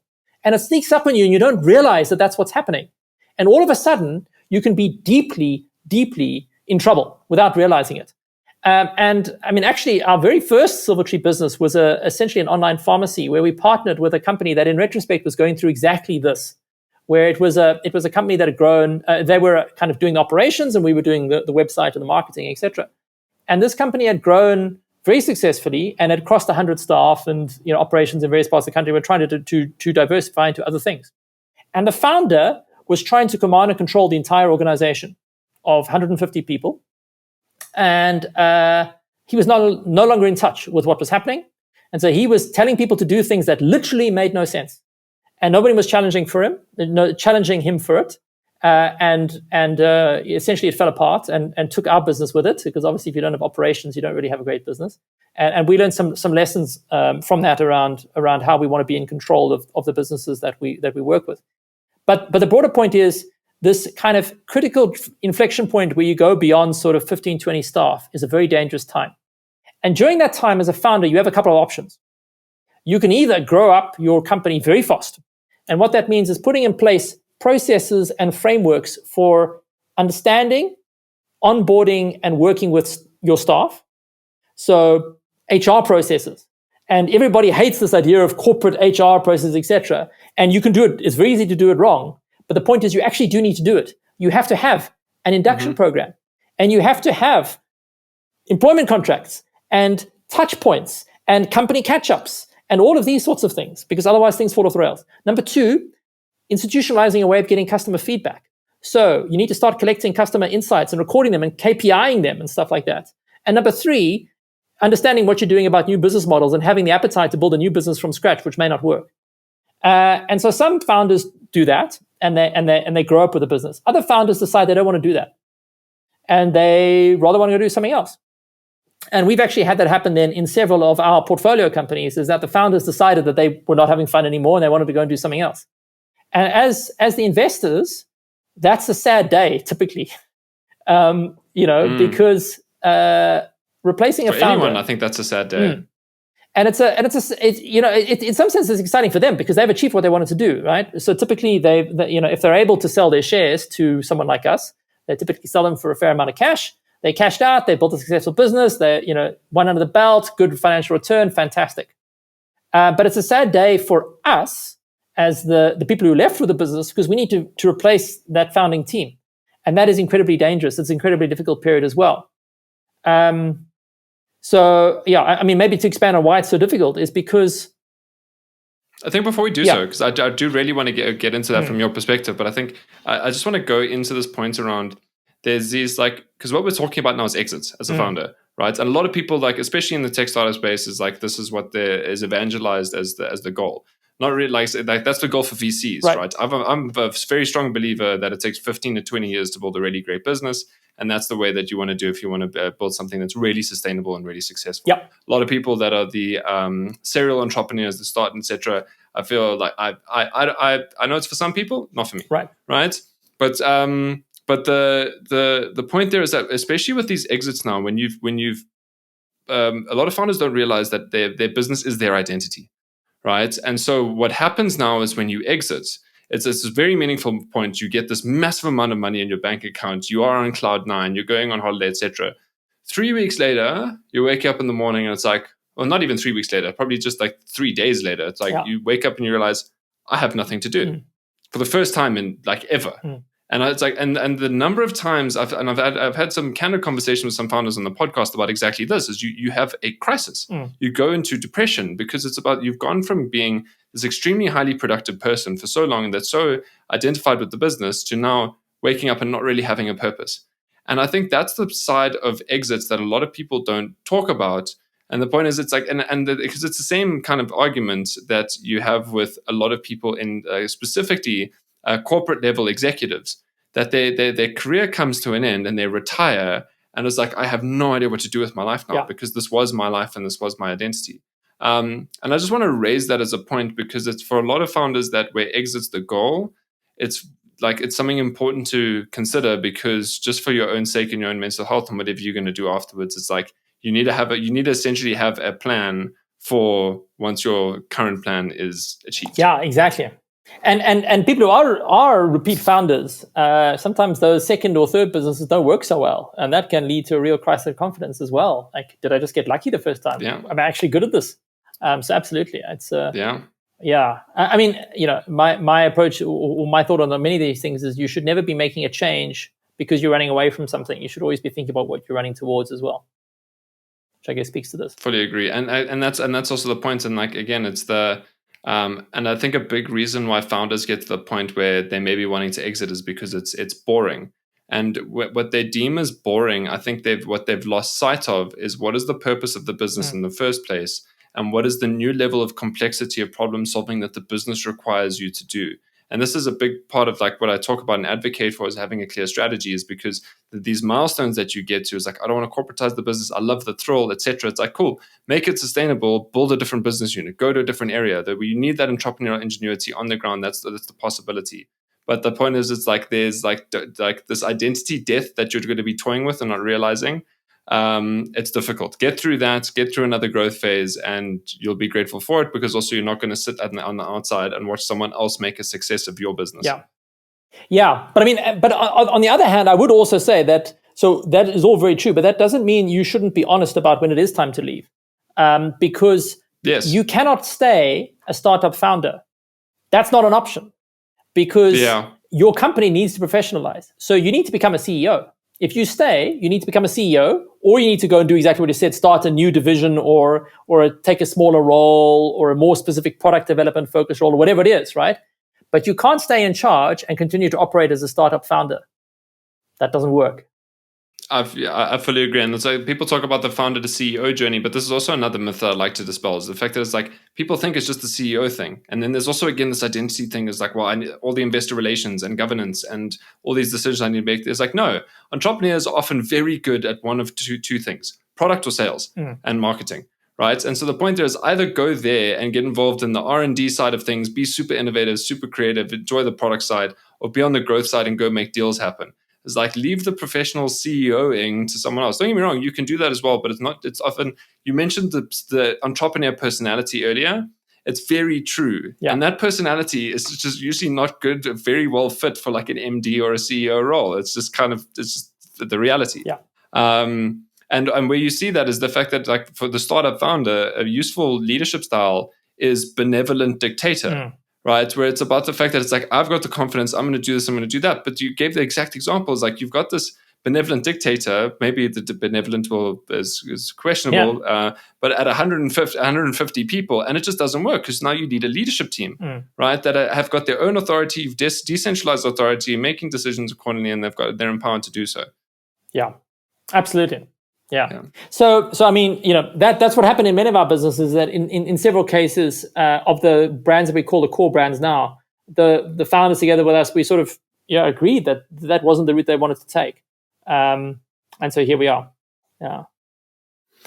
So I want to get into a bit more depth, because I feel like this is where like me and my attachment to my audience, but also just me as a founder, like I'm listening to this is like cool. Like I want to know that transition, like how did we go from essentially being acquired to being part of a group, right? And like what were the, and I want to get, let me separate this. Let's talk about the business and let's talk about the founder. Firstly, from the business, right? You mentioned the synergies that between businesses are very difficult to achieve. Yep. And I think this is the nature of you being the CEO and founder of this company as well. Yep. I think that's like, we're talking about this as other founders if you're not a founder yourself. And so like, with that is when these businesses are acquired, and this is the M&A side of things, when you essentially merge them into this portfolio, how did you go about doing that? So there's a question around how much synergies you're pushing for. And clearly over time, we have tried to find more synergies between the brands. And I think one shouldn't automatically assume that merging and looking for synergies and kind of sharing functions is a good idea for its own sake. I think one needs to be quite intentional about what to do about it, because there are big downsides. So, I mean, the reason for doing this for us has been especially scale on talent and on problem solving. So, one example is we did a ton of work. I was very involved in it, a ton of work at Faithful to Nature around automating our pick and pack processes at our warehouse. So, paperless warehouse with all sorts of optimized routing of pickers and packers and sort of full barcode traceability and batch traceability and all these sorts of things. And I mean, that was a big project, right? There's a lot of problem solving that needs to be done, a lot of training, a lot of onboarding of teams and, change management, etc. Then Pet Ever needed to do the same thing. And at that stage, you either have to start on square one with that whole project all over again, or you say, okay, now is the time to say there's a very specific skill set which is quite similar between those two businesses, that it makes sense to actually just merge those operations teams and run that as one team. And so that's what we landed up doing in that scenario. So there, basically, we were where this has worked well is where there are functions that the businesses do that are very similar activities. And therefore, you can get better results by being able to share the talent and the problem solving of your kind of key people across a bigger set of businesses rather than trying to have each business solve the problem themselves. So we've gradually done this over time. It has been way easier to do once, after founders have left, which is not by itself a reason to be happy about founders leaving, to be clear, but it's no surprise that it's much easier to do it once the founders have left. And so it's really kind of kicked into top gear once the founders have left. However, you don't want to necessarily do it too much just for the sake of doing it. And there's two big downsides. So the first downside is that it does require a certain level of leader, because if you're asking someone to manage, for example, operations or whatever it is for multiple brands, all of a sudden they have multiple stakeholders and multiple bosses in some sense, because you're accountable to the brand managers of multiple different brands, right? For the experience that those customers are getting. And so you are juggling competing priorities and you are needing to manage different contexts. And that requires a certain set of capabilities in people, which is not automatic. So people can be very good at doing their job, but they're not necessarily very good at managing multiple stakeholders while doing their job. And so if you force them to do that, they'll end up spending so much of their time and trying to understand what's happening in these different businesses, they can't do their job anymore. And then you need to hire someone more capable, and you'll end up actually not saving any money, not getting any benefits from the funding these synergies, and it kind of just goes backwards. The other more subtle danger, which we've thought a lot about, is this question of what is a secret sauce in any business. So I'm a strong believer in this, that there is, in any successful business, there is some set of things that business has or does that is their secret sauce that leads them being successful. And it's sometimes actually very difficult, even if you're the founder, to work out what it is, because it's so embedded in just what you do every day. But essentially, it's what is it that this organization does that it would be very difficult or expensive for another organization to do. And so the easiest example of this is probably UCook. I'm using UCook as an example a lot. But within the meal kit business, UCook produces about on the order of 16 new recipes a week. So that's completely new recipes where someone dreams up an idea, writes it down, measures it out, and then we test cook it so that the ingredients are exactly right. We find people who can provide us the ingredients for that recipe in exactly the right form that matches the cooking instructions. We got to take photos of it. You've got to procure those ingredients in Johannesburg as well as Cape Town because we run multiple production facilities. And you got to do that for 16 recipes every week. Yeah. And just on the face of that is like, if I'm sitting there and someone's pitching me that, it's like, that's the worst business model I've ever heard. Yeah. Right? It's like, how the hell are you going to scale that and do that cost effectively? Yeah. And so the point is that UCook does it very cost effectively. Yeah. But it'll be very difficult for somebody else to come and do it. So Woolworths, for example, obviously has all the supplier relations and has chefs and all these sorts of things. But Woolworths would never do that. Because if they were to go about in a corporate way setting up this scheme, they would need to hire so many people that it would cost them a lot of money. Plus, it doesn't fit into their existing business because they run in packaged ingredients. They don't break ingredients because also in our production facilities, we buy and we split and we send exactly the right ingredients for the recipe. So we do a lot of portioning in our production facility, which doesn't make sense for Woolworths to set up. They can't do that in every one of their stores. That means they need to centralize. Like, it doesn't make any sense. So that is something which UCook can do because it's what UCook has always done. And so it's a set of capabilities that the organization has that it just, it's not hard. It's what we do every day. But it's very difficult for anyone else to invent after the fact. So the point is, that's an easy to identify secret sauce, but they're often more difficult cultural secret sauces. And the moment you start forcing organizational change, the risk is that you accidentally throw one of those secret sauces in your search for efficiency, and all of a sudden the business stops working. And so really thinking a lot about that is difficult. Yeah. Yeah, so two things this immediately makes me think of is the fact that the reality that we have on this continent with a lot of exits with founders is that where are you exiting to at the end of the day? Is the point is either way you're going to become part of a private equity firm or you're going to be part of a corporate. So the only ways to truly exit is you're going to become part of a group of companies, right? Like in either way. So this is an inevitable, if you exit as part of your plan, it's inevitable that you're going to have to merge your company into a group of companies one way or another. That's the one thing, and I really want to get into that topic now in terms and just really contextualizing for the founders why it's so important to think through this because it's begin with the end in mind. But I want to take one quick step back is the fact that you're mentioning the secret sauce within these companies, and obviously we go back to the pitches and we're talking about like how we're going to win. Are these the same thing or is this like a Venn diagram thing? Hopefully they're the same thing. It's useful if they are, and they often partially overlap.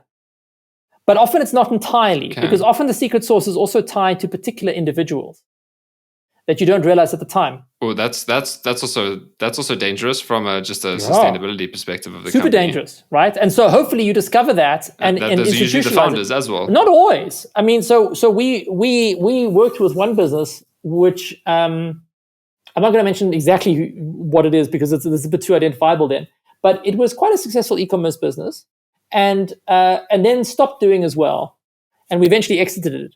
And what it came down to, a big part of its secret sauce, there were some market dynamics that changed as well, but a big part of its secret sauce was a salesperson who had very good relations with a whole bunch of suppliers and was able to therefore get deals with them where they had like excess stuff that they wanted to get rid of without necessarily be seen to be discounting. And so they would give it to our business, which was then able to sell them as mystery deals and various things like that, and also non-mystery deals, just really good deals. And that came from those personal relationships that he held.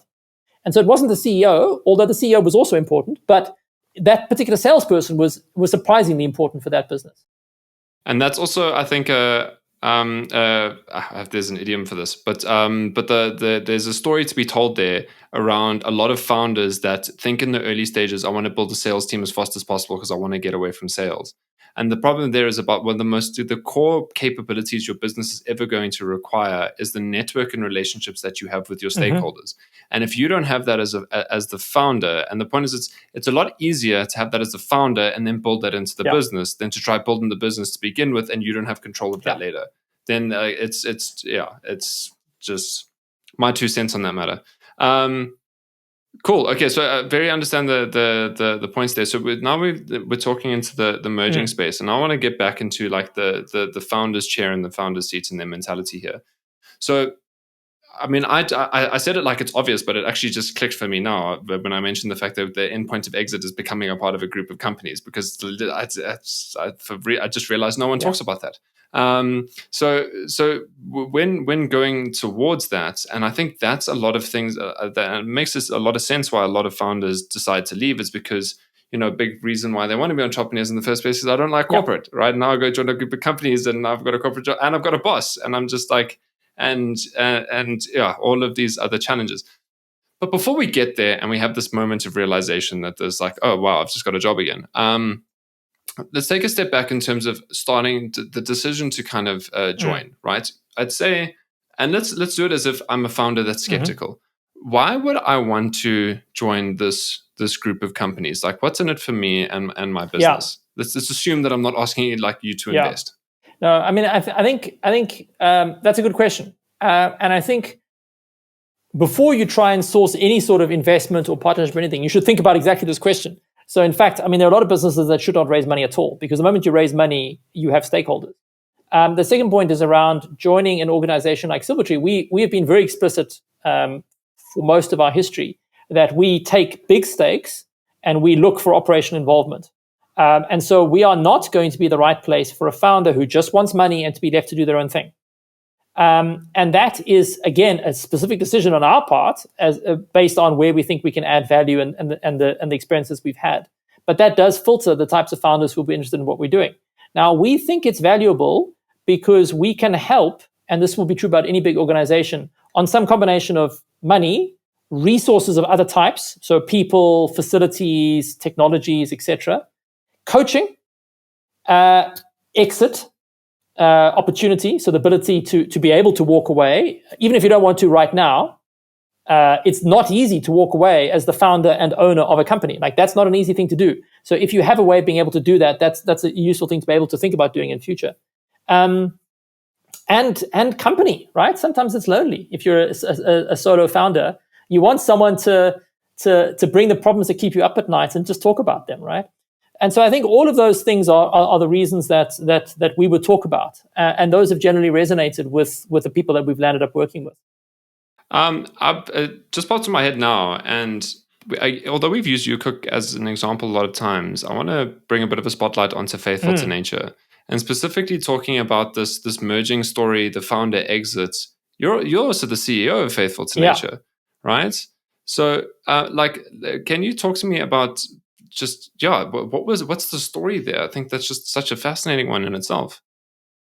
So Faithful to Nature, if you can disclose I'll say what I can, right? So Faithful to Nature was founded by an exceptional business person, both from her sort of personal commitment to the heart and soul of the business. I mean, the secret sauce of Faithful to Nature is a combination of a very, very strict ingredient policy and real commitment to only selling products that are legitimately natural and don't have dodgy ingredients and are not sourced in environmentally damaging ways or socially damaging ways.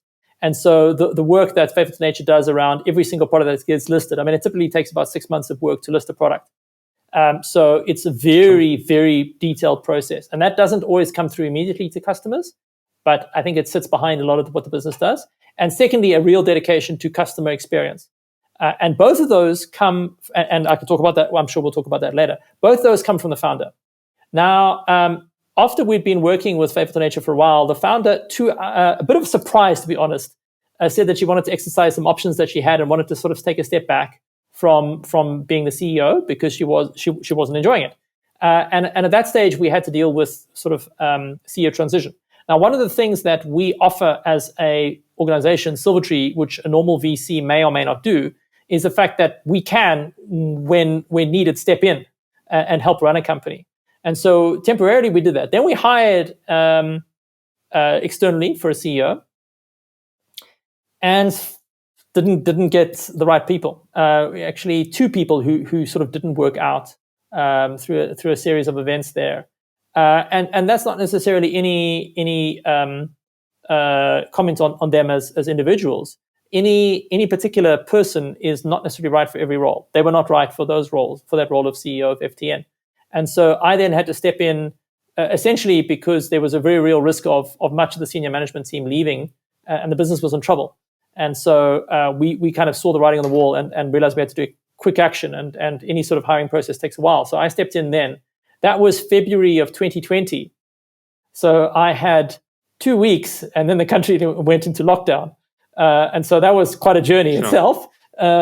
And I think, so being a CEO of two companies is like one of the CEO of the group, and then one of your portfolio companies at the same time. It was good fun. It's a lot. But and then what we've done over time since then is I'm kind of gradually transitioning slightly again to focus a bit more on sort of functional topics, so tech, data, and AI, rather than only on Faithful to Nature across Silvertree as things have changed.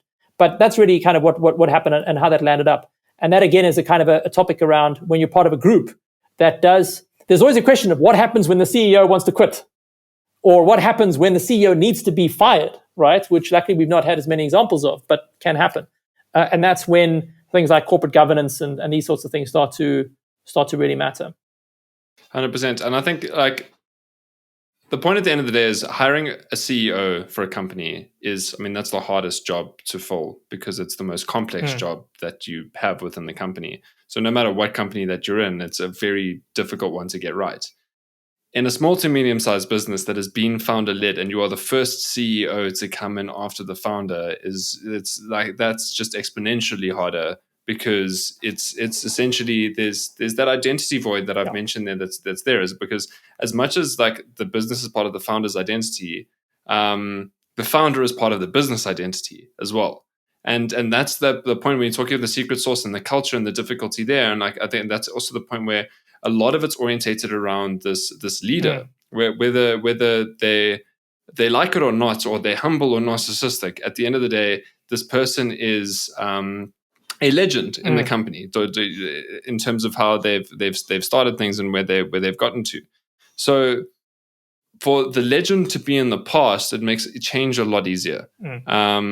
In the reality of it, in terms of managing the company. So in this journey, and it's to the point where I think we've alluded to that example there. But now I want to actually get into all the other founders that have been CEOs in the company, and a lot of them that have chosen to leave. What have been the reasons, right? Is it just simply the one common one is like, I don't like the job and I want to go? Because I harp on about the fact that it's so much part of their identity. It's not an easy decision to make. Yeah, I think it is. It is about that. I mean, I think there's a topic around as businesses get bigger, they need to professionalize in some sense, or kind of formalize, let me rather say. And businesses don't have to do that. But the moment you have a substantial investor, then you kind of do. Because you have to have audited financial statements, and you have to be on track towards generating a decent return. So you can have what's sometimes called, I don't know, fairly or not, a lifestyle business. A business which is successful, it makes good money, it's going to make you personally very well off for the rest of your life, and you're not really aiming to grow it that much, so you're going to run it small. And that's fine, and that's not a bad thing at all. But you can't typically have a lifestyle business if you've got significant external capital. And so that's one of the important things you need to think about before you take external capital, is that means you can no longer be a lifestyle business. You need to be more ambitious. And that means either that you need to keep growing personally and changing your role personally, or you will just find yourself miserable and need to leave. Yeah, because another way of putting that is the fact that a great reason for why it's desirable to have a lifestyle business is you can just remain the founder. I mean, the founder is not a job title, but the point is you can stay the founder throughout the entire time, But if you want to be not a scalable, but a scaled business that is producing return to shareholders, you need to pick a C-suite role or exit. And if you look, I mean, there are very few companies at scale that are run by their founders still. Not none. Yeah. Facebook's Meta is the obvious example that people talk about a lot. But and Amazon. Well, he's executive chairman. He's not day-to-day CEO, but he was for a long time. So it probably is still an example. But those are almost the, it's this terrible saying, but those are the exceptions that prove the rule. Most companies are not, at least definitely companies that have external funding. So actually on that, and maybe I'm going to go completely off topic, and excuse me, audience, and excuse me, Paul, but I'm going to ask this selfishly, right? I mean, even for myself as a founder, looking at the business that I'm going down, still this 15 to 20 year journey, thinking about the fact that, because it's very meaningful, like the way that I explain it to people is like, if I had all the money in the world, I'd still be doing the exact same thing that I'm doing right now. I'm just fundamentally just fascinated by strategy. I just love it. It's so stimulating. It's so complex. Every context is different. But I also fundamentally believe in what we're doing as a business, and in cutting down the trial and error it takes to build a great sustainable business. I think we're solving a very meaningful global problem. And the reality is that if we get this right, and if we do scale this business, we can go global ourselves. And what I need to grapple with, and it's prematurely to think about this, is but there is going to be a point when me and my co-founder are going to be there where it's like, we're going to face that same problem where it's like, I love what my business is doing. I love the fact that we're doing it global anymore, but I don't like what I'm doing in my job anymore. And actually there's no question, right? I think just the conversation, maybe just contemplate that. And and the irony is about the fact that I'm able to have this conversation, talk about it to other founders, but it's like, Cam, have you thought about this yourself, that you might go through that journey too? And I was like, I need to think about that. Anyway, you wanted to say something? But I mean, it's a critical point. And also, I mean, we haven't really spoken about this much, but when there's a founding team, it is important there as well, because founding teams can be the best of friends, but it's not going to last. It's unlikely to be that you will all still be working together until you die together, right? And so there is some sort of you need to be on the same page, and need to keep having the conversation about whether you are still all on the same page over time. Yeah, it's super tricky. I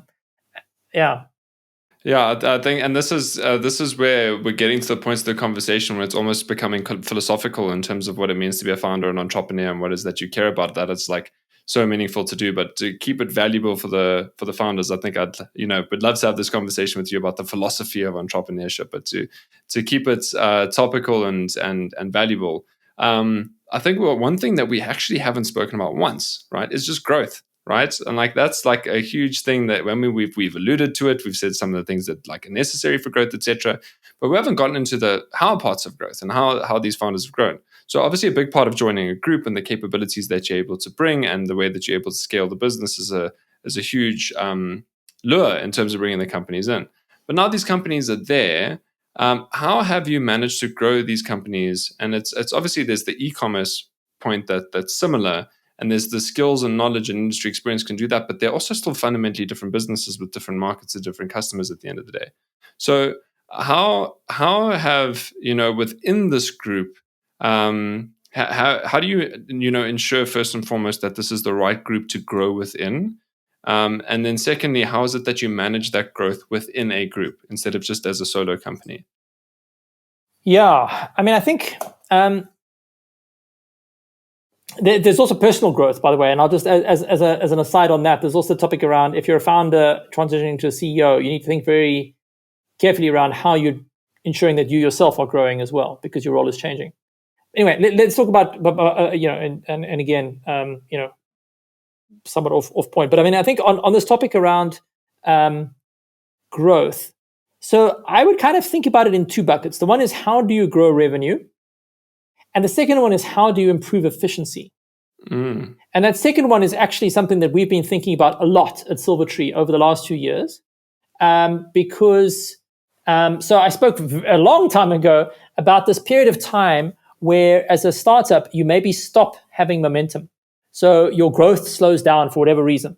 And that then changes the company culture significantly and changes what you need to do. So there's obviously the topic around how you maintain revenue growth, and maybe let's come back to that. But what do you do when revenue slows down? And this is generally going to happen in most businesses at some stage, right? In our particular case, it was post-COVID. So COVID came along. All of our businesses could continue to operate because they were essential services, and they were obviously online. And so we had a cracker of a 2020 from a commercial point of view, although it was very difficult personally and to actually keep operating. And up until that stage, e-commerce had only ever grown as a share of revenue in the world. Like e-commerce had only ever gone up. And so from that was this idea that all that it needs is for people to try e-commerce, and then they're going to stay as e-commerce customers. And so the entire e-commerce industry in the whole world were rubbing their hands to say, fantastic, we've had this leap forward 5 years into the future. We've acquired 5 years worth of customer growth. Fantastic. And so everybody, including us, hired new warehouses, hired new staff, blah, blah, blah, blah, blah, right? Off we went. And then it turns out that for the first time in history, e-commerce's share of revenue as a share of retail went down. And it is now pretty much in much of the world on most of the kind of categories that did exist pre-COVID, roughly where it would have been had COVID not happened.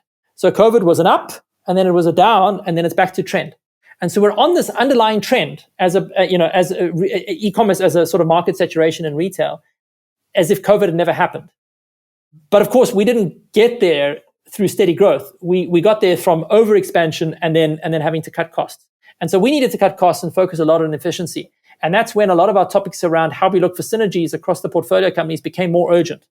Because in general, if you're growing fast, you can afford to be a little bit inefficient because you can afford it, and also because you can always invest a couple of months ahead of your capacity. So you can have a bit of slack so that as the additional demand comes in, you don't land up running short.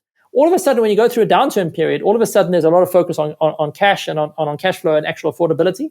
Plus, you need to start thinking again about if I can't drive the top line, how do I drive efficiencies further down the stack?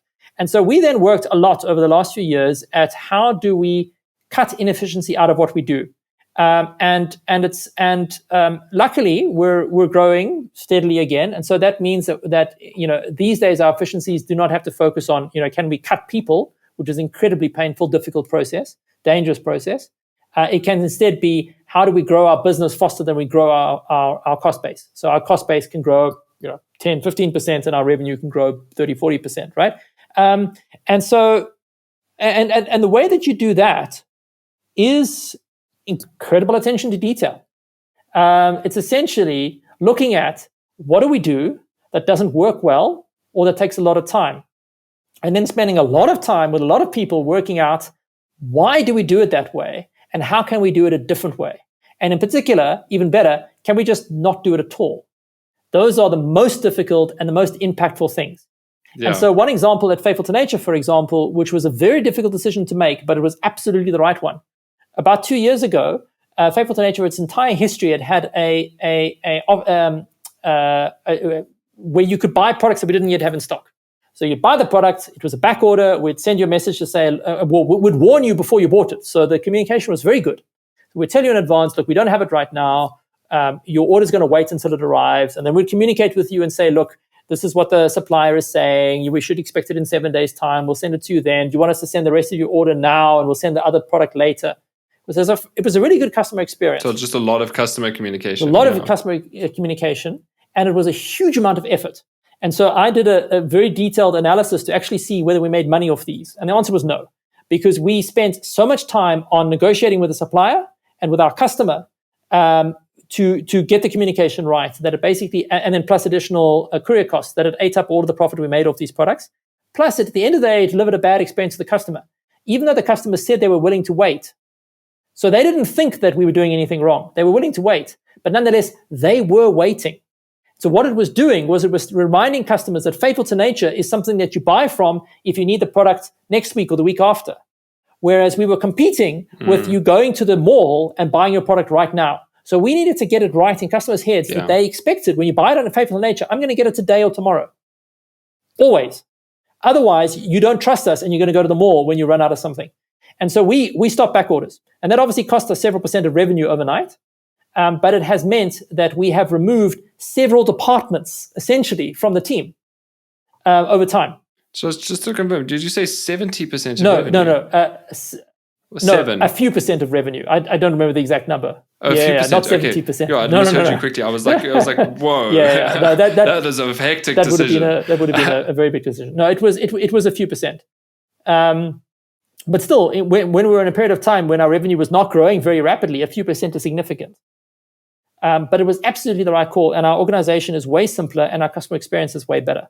And so, so anyway, putting it back to the overall question is that as you grow, you need to be growing your company capabilities and your team capabilities and your team efficiencies such that your costs are growing slower than your revenue is growing.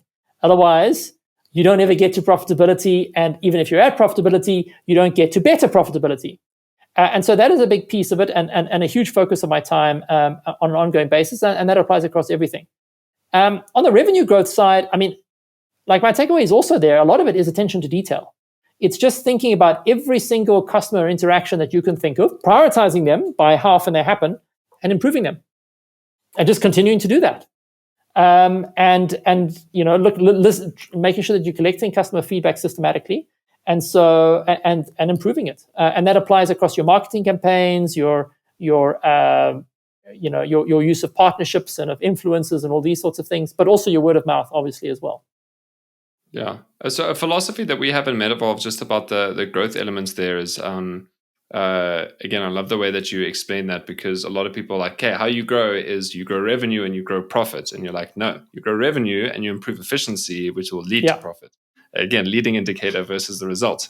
But what we do is that, again, the zoom out of the 15 to 20 year journey that we're busy talking about. I think specifically to our business model, where the time to results in terms of strategy is at least 18 months. So like that kind of thing is naturally, if you look at like the product life cycle of businesses being on average 6 years now, inherently with our business is just longer than that. Haven't calculated the actual number, I just know intuitively it's longer. Anyway, but when we're talking about the growth that we're wanting to achieve, and especially when you're zooming out in marathon level years, it's kind of like, instead of having this constant slope that you're trying to sprint on and like scrabble through, and you trip over and then fall back a bit and just keep going on this, like trying to achieve this linear or exponential growth. I prefer the the analogy of a set of stairs, right? Essentially where the point is like you grow, stabilize, grow, stabilize, grow, stabilize, or at sometimes you take 2 steps back to take 3 steps forward. And the point is, and the thing is, and what's incredibly important here is that's not happening in our operational environment, but that's happening at a tactical and a strategic level, where it's sometimes where one of my favorite questions to ask myself is, what's preventing me from focusing 80% of my attention on growth? Right, either in terms of improving efficiencies or increasing revenue. Let's do all of those things right now this quarter, and then let's just create all of the focus to be able to do growth. Because then when we grow to that point, we're going to have new problems that we're going to have to figure out again there and do that. And it's almost this. It's turning into the cycle of there's 3 months of stability, 9 months of growth. 3 months of stability, 9 months of growth. Each year, and so far it's working. I'll let you know if it stays like that for 15 to 20 years. I really like that. I think that's exactly spot on. And I think this topic around having the right balance of experimentation versus optimization is also important. It's kind of it's another phrasing exactly what you're saying, is that I've seen some of our businesses which, as a result actually of their company culture that came from the founding team, and even after the founding team had left, they tended to be chaotic businesses. And so they would tend to always be launching something new and not spending time on efficiency. So what that landed up happening is that there were so many workarounds and experiments and these sorts of things that maybe half of team capacity was spent on just keeping the workarounds working. And so that was an example of a business where, in fact, you needed to maybe slow down a little bit on the new product launches and focus a bit more on efficiency so that you could then go back to launching new things more quickly again. But on the other hand, if you have the other extreme to that is to say, whenever we come up with an idea, we're going to do that idea perfectly on day one. We're going to work out all of the operational processes and the KPIs and the reports, etc. But I think there's a part of, and you fail. Well, exactly. Launch. You fail to launch, or even more, you launch and it doesn't work because you didn't test the market, right? And so you've spent a huge amount of resources on it. So I think, often when you're trying a new thing is to be very clear in your mind about, why are we doing it at this stage? Are we doing it because we want to make money off it? Or are we doing it because we are wanting to learn? And what you're wanting to learn is you're wanting to learn, can we deliver this thing? And more importantly, do customers want it? And then once you know their customers want it, then you go back and you say, okay, cool. Now we're going to build it properly. And I guess that's a little bit of your point around sort of take a step, stabilize. Taking a step is putting some ideas out there, seeing what sticks. And then when something sticks, then make sure you take the time to actually make it like efficient so that you're not layering like Band-Aid on top of Band-Aid. I think that sort of almost rhythm of new initiative and improvement is a very useful thing to think about. Yeah, thanks. I'm glad we're onto something good. So Paul, like on the topic of growth now, right? We've been speaking about how others do it, how your portfolio companies, Silvertree. That's like we've spoken a lot in the past. We've spoken stories. You've given so much wisdom, so many lessons. I think one of the key things to take out of this and to remember at the end of the day is that the early stage startup experience is very sexy because it's fun and experimenting and figuring things out and doing all that. But a lot of what we've spoken about is like the reality is at the end of the day is you need to be a business. And there's a whole lot of things in business that are extremely engaging and exciting, but not very sexy, but they need to be done, right? And it's so important. And this is the reality. And I think there's so much wisdom to that for just expectation management, also focus in terms of making sure that you're doing something meaningful and sustainable and valuable. But to now change those gears and let's go back to you as the co-founder, CEO of Silvertree Brands. What would you say that the present and the near-term future looks like for you? What are your plans if you're willing to share that? And how do you intend on maintaining your growth? Yeah, I mean, I think maybe to merge those two points you just made now into one point. There's this topic around how do you manage yourself? And I mean, everybody is different, and obviously, I talk a little bit of some from my own experience as well as seeing colleagues, etc. And you're right about the early stage of startups being super sexy, and then you get into the grind of running a bigger organization where you got to deal with a key person resigned. Now I have to go and do a job interview process, or I have to deal with this person who's not doing their job. Do I need to fire them? How do I performance manage them? Those sorts of things are not considered so sexy. But I think one of the important things to do is to keep reflecting on why you decided to do what you are doing. And remind yourself, and it's quite helpful to write it down. To be honest, I haven't written it down as much as I should. So this is a case of do what I say, not what I do. But basically, like at the beginning of or early on any entrepreneurial journey, is to write down what success might look like, where you would like to be in 5 or 10 years' time, and why you're doing it. So that you can look on that and actually celebrate the parts that's working well.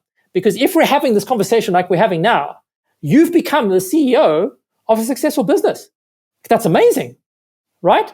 There are very few people who do that. If you ask the average person off the street, including yourself of 10 years ago, would you like to be the CEO of a business employing X many people, feeding that many families, offering these amazing services, and you're the boss, right? 99% of people would say that's amazing, including you of 10 years ago. And especially so reminding yourself of that fact. Well, exactly, right? Reminding yourself of that is I think, really important, not to gloat or to anything like that, but just to remember that you're actually where you want to be. And as you were saying about yourself personally, is that you wouldn't want to be doing anything else. And that's not necessarily true of everything that you need to do in your day, right? There's going to be parts that you enjoy less and there's parts that you enjoy more. But at the end of the day, you've made the decision to be where you are and you're enjoying that. And I think that's helpful. But of course, if you struggle to convince yourself of that, then you need to also then think about what that means. And that maybe it's time for a transition. And I think just the point, to interject, I know you're about to make a point, but I just want to finish that point there is that I think what's underestimated now is that a lot of people will visualize and envision or aspire to what they want their business to succeed. But what they don't realize is that once that's there, you are now a leader. And that comes with a lot of responsibility and a lot that I think is underestimated. And it's a lot of it's glorified. And I think like rightly so, because good leaders, the world needs them. But at the end of the day is the fact that like leadership is hard and leadership's difficult. And the point at the end of the day is that most of the things that nobody else wants to do often goes back to the leader who needs to do it in order to keep things going smoothly. And I think the underestimation of that is because like when we talk about, it's like, yeah, my business is going to be the market leader in this. It's like, cool, you're going to be a leader of something that's leading in a market or an industry. That's a lot of responsibility. like, are you ready for that? And are you able to go through the shifts in your own expectations and desires for how you want your day-to-day work life to look in order to be able to take on those responsibilities? And then also, to your point at the end of the day, is also maintain the gratitude, right? It's like, be grateful that like this is what you wanted at the end of the day. So I think the thing about it being a leader is it's a lonely thing. You need to maintain positivity, and you need to be confident and not kind of misplaced in your confidence, obviously, and honest. But you can't necessarily be honest about all of the worries that you have with all of your team without leaving them feeling worried about your leadership, essentially. And so it is a lonely place. And so one of the things that you need to do is you need to work out who you can talk to get, not even for advice necessarily, but even just who to talk to. If you've got a co-founder, that's sometimes helpful. If you've got an investor like Silvertree, that's sometimes helpful. If you've got a board, that's sometimes helpful. And if you don't, an entrepreneurs community like Civitas or a coach. Yeah, all of these things. But you do need something, and that kind of helps you with that. Otherwise it does get lonely and it does get challenging. So I want to go back to, it's like, okay, so I love the complete detour we took in, because it was just like very valuable points around leadership that needed to be made. The growth of Silvertree, right? Just in terms of like what are your plans that you're willing to share now on the whole point now of being like honest but not too honest around your how you're going to grow as a leader, and how you're going to grow your business. Yeah, what does the future hold for Silvertree and for Paul? So I think, maybe on the Silvertree side, there are a couple of things. So the first thing is that we are doing not very many new investments these days. Not that we definitely wouldn't, we're just not doing many. And part of that is because capital markets are a lot tougher these days. So it is absolutely the case that raising money is not as easy as it used to be. But the other and arguably bigger factor is that to move the needle on Silvertree these days, we need to do a fairly big, we need to do an investment in an organization that's already pretty big. And there are not that many of them out there. And so we start to reach the stage where the biggest return on our time is through growing our existing portfolio, where there is a lot of opportunity. There are a lot of things that we don't do very well that we could do better. I think we do a lot of things well, but there's many things that we could do better. And so, that's then is the focus is a kind of organic growth or growth into adjacencies of our existing portfolio. We continue to talk to, everyone that we can in kind of the local and to an extent global markets as well around interesting partnerships. There are a bunch of interesting things in the pipeline. We have the privilege of having some quite sexy brands. And so that makes, a bunch of conversations quite nice to be having with interesting synergies where you can do partnerships that kind of bring customers on both sides. So, those are ongoing conversations. We'll see where they go. I think there's a lot more that we could be doing, as I say, with the existing brands. We're looking a lot at kind of rolling out omni-channel as well as online. We have already a bit of a retail presence with Faithful to Nature in particular, and we're going to be growing that quite a lot over the course of the year, because we're reaching new markets in a way that pure online growth, we basically lets us get there faster. So that'll be exciting. I think from a personal point of view, I am really focusing a lot on kind of closer to my roots. So my roots, I'm fairly technical by background. I actually studied physics for many years. So I'm a physicist by background, and I've done a lot of sort of computer programming throughout that journey.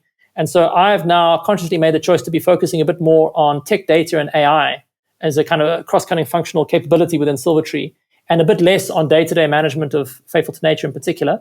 So I now have a co-CEO who's grown organically in the business at Faithful to Nature, who is phenomenal and actually understands the business a lot better than I do, to be honest. And so she is really doing a great job. And that means that I'm spending more of my time thinking about how we can use tech, data, and now AI, both for efficiency, but also for some really kind of, revolutionary customer experiences. And I'm really excited about, I just wish I had more time in the day. I think there's a lot of opportunity there. And we're at the sort of sweet spot of being small enough to be able to move fast, but yet big enough that when we deploy stuff, it gets in front of a significant number of people. So that's exciting. And I think the other thing which I'm doing to grow is I'm on the board of a big corporate, and that is really interesting from the point of view of exposure to what the future for Silvertree could be if we continue to grow and kind of professionalize. as well as to just get a diversity of experiences and different people's perspectives on how things can be done. So continuing to learn and to see how other people do stuff is, I think, very valuable. Yeah, thank you for sharing. I just got a fat grin on my face, as I'm sure that you saw, is that when we're talking about all these founder transitions and journeys, it happens to all of us. I mean, you're doing exactly that, where it's like kind of, I'm naturally going, where my interests are taking me and where I want to be adding a lot more value. And I think it's just one thing we haven't spoken is about, it's happening at a very meaningful point where it's like, you've built something. Right. And now it's like, okay, cool. Now I can move over to being almost a bit more time, because I've done what's necessary, still doing what's needed for the business, but and being in service to the business, but in ways that interest me as well. And I think that's just an awesome way to close it off. So, Paul, thank you so much for being. Oh, you want to answer that? Well, I was going to say is that as a founder, your energy is a scarce resource as well. So I think it is often the case that what excites you and interests you is also what you're going to do best. And so in my case, I think this particular focus it's what I want to be doing, but I think it's also best for Silvertree. It's really where I'm going to be adding the most value. So, yeah. And on that, again, I want to make sure that we finish this off with you. But a lot of the points of when we think about founder transition and leader transition, or needing to evolve and reduce the scope of your role, it's often the narrative comes down to the fact that, those are your weaknesses. Let other people whose strengths kind of take that over for you.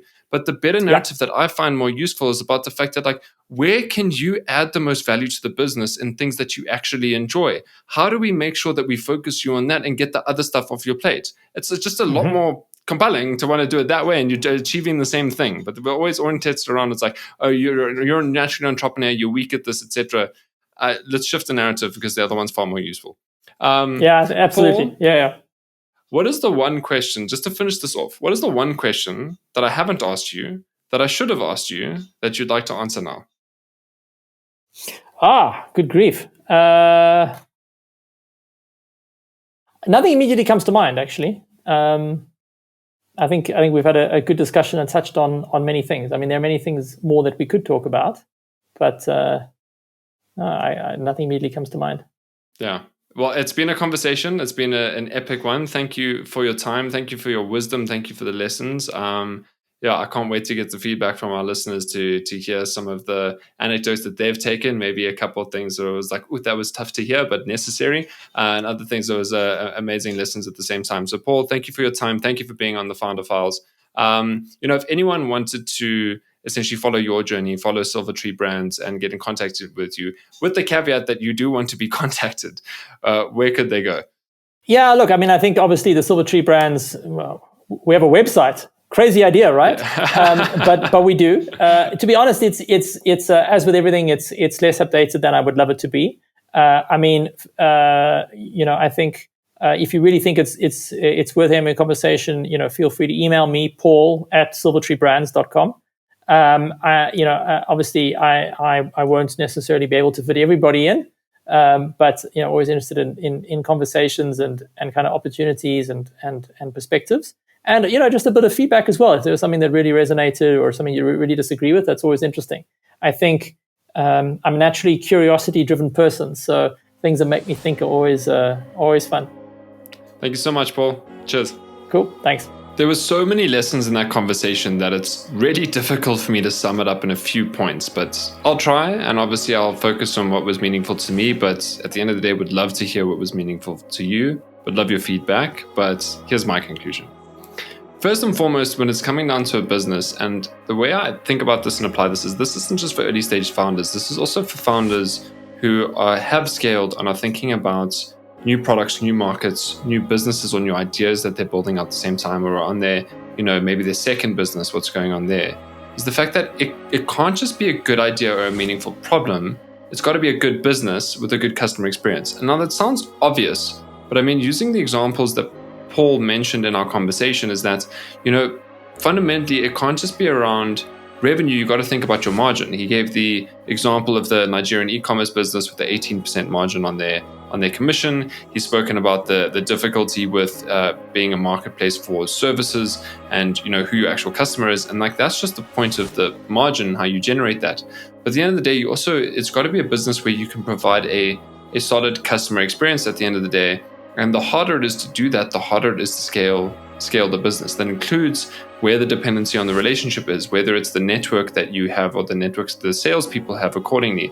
You need to be able to take, and I'm moving over the customer experience point, but you really need to be able to have those relationships and hold that, because that network is going to be so critically important, and that needs to be built in and baked into the business. And I say this because it's just such an important reminder kind of constantly that, at the end of the day, we need to be thinking about not just around obviously what we're interested in, but being good businesses and being good businesses for our customers at the end of the day. And this leads to my second point, in the fact that growth and success comes with responsibility, change, and transition. So increased responsibility as a leader, but also increased responsibility specifically if you have shareholders and investors, that you need to be accountable to them and responsible to them. If you merge your company into a group of companies, we realized with Paul, and actually when I debriefed with him afterwards, and it's inevitable that you'll be part of a group of companies. Whether your growth strategy is to acquire other ones and have those, or you become acquired into another group of companies, that's inevitably going to be the point. And so the responsibilities there is that you're responsible to other stakeholders, to other people.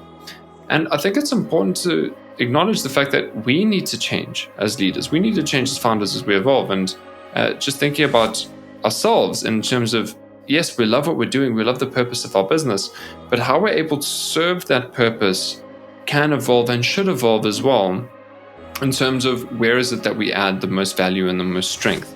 And more often than not, that's not the CEO role, and that's perfectly fine. And the final point, and just the simplicity around growth, is obviously we always talk about revenue, but just the point that he made is just improving efficiency. And that's such a key point that I think is really overlooked. And it's about, and for me, and this is most important for me at the end of the day, improving efficiency's got to be with the customer first, right? Is the best way to grow is that how is it that we can obviously acquire new customers and acquire and get more revenue from our customers. But how do we improve efficiency so that it's more convenient for them to consume that value in better ways? And again, examples of Faithful to Nature with the long turnaround times, and it's difficult to compete with, on-demand service or just going to the mall. So we need to improve those efficiencies and doing that internally. And inevitably, what that's going to lead to is lower costs and therefore better profits. And I just love that, to the point where instead of, thinking through growth, we got to grow revenue, we got to grow bottom line. It's like, no, you got to grow revenue and you need to improve efficiencies. And that's essentially how you grow a business. And I just love that, because that's a solid source of sustainability and a view of it. So I think this has been a long conversation. So thank you for listening if you made it this far. And if you have made it this far and you've enjoyed the podcast and you would like to support us, please subscribe on YouTube, rate us on Spotify, and follow us on our social media channels on Instagram, TikTok, LinkedIn, and also just your preferred podcast platform. That's the best way to support the podcast, and we would love it if you did so and shared it with other people that you think is valuable. But that's enough from me for now. Until next time, cheers.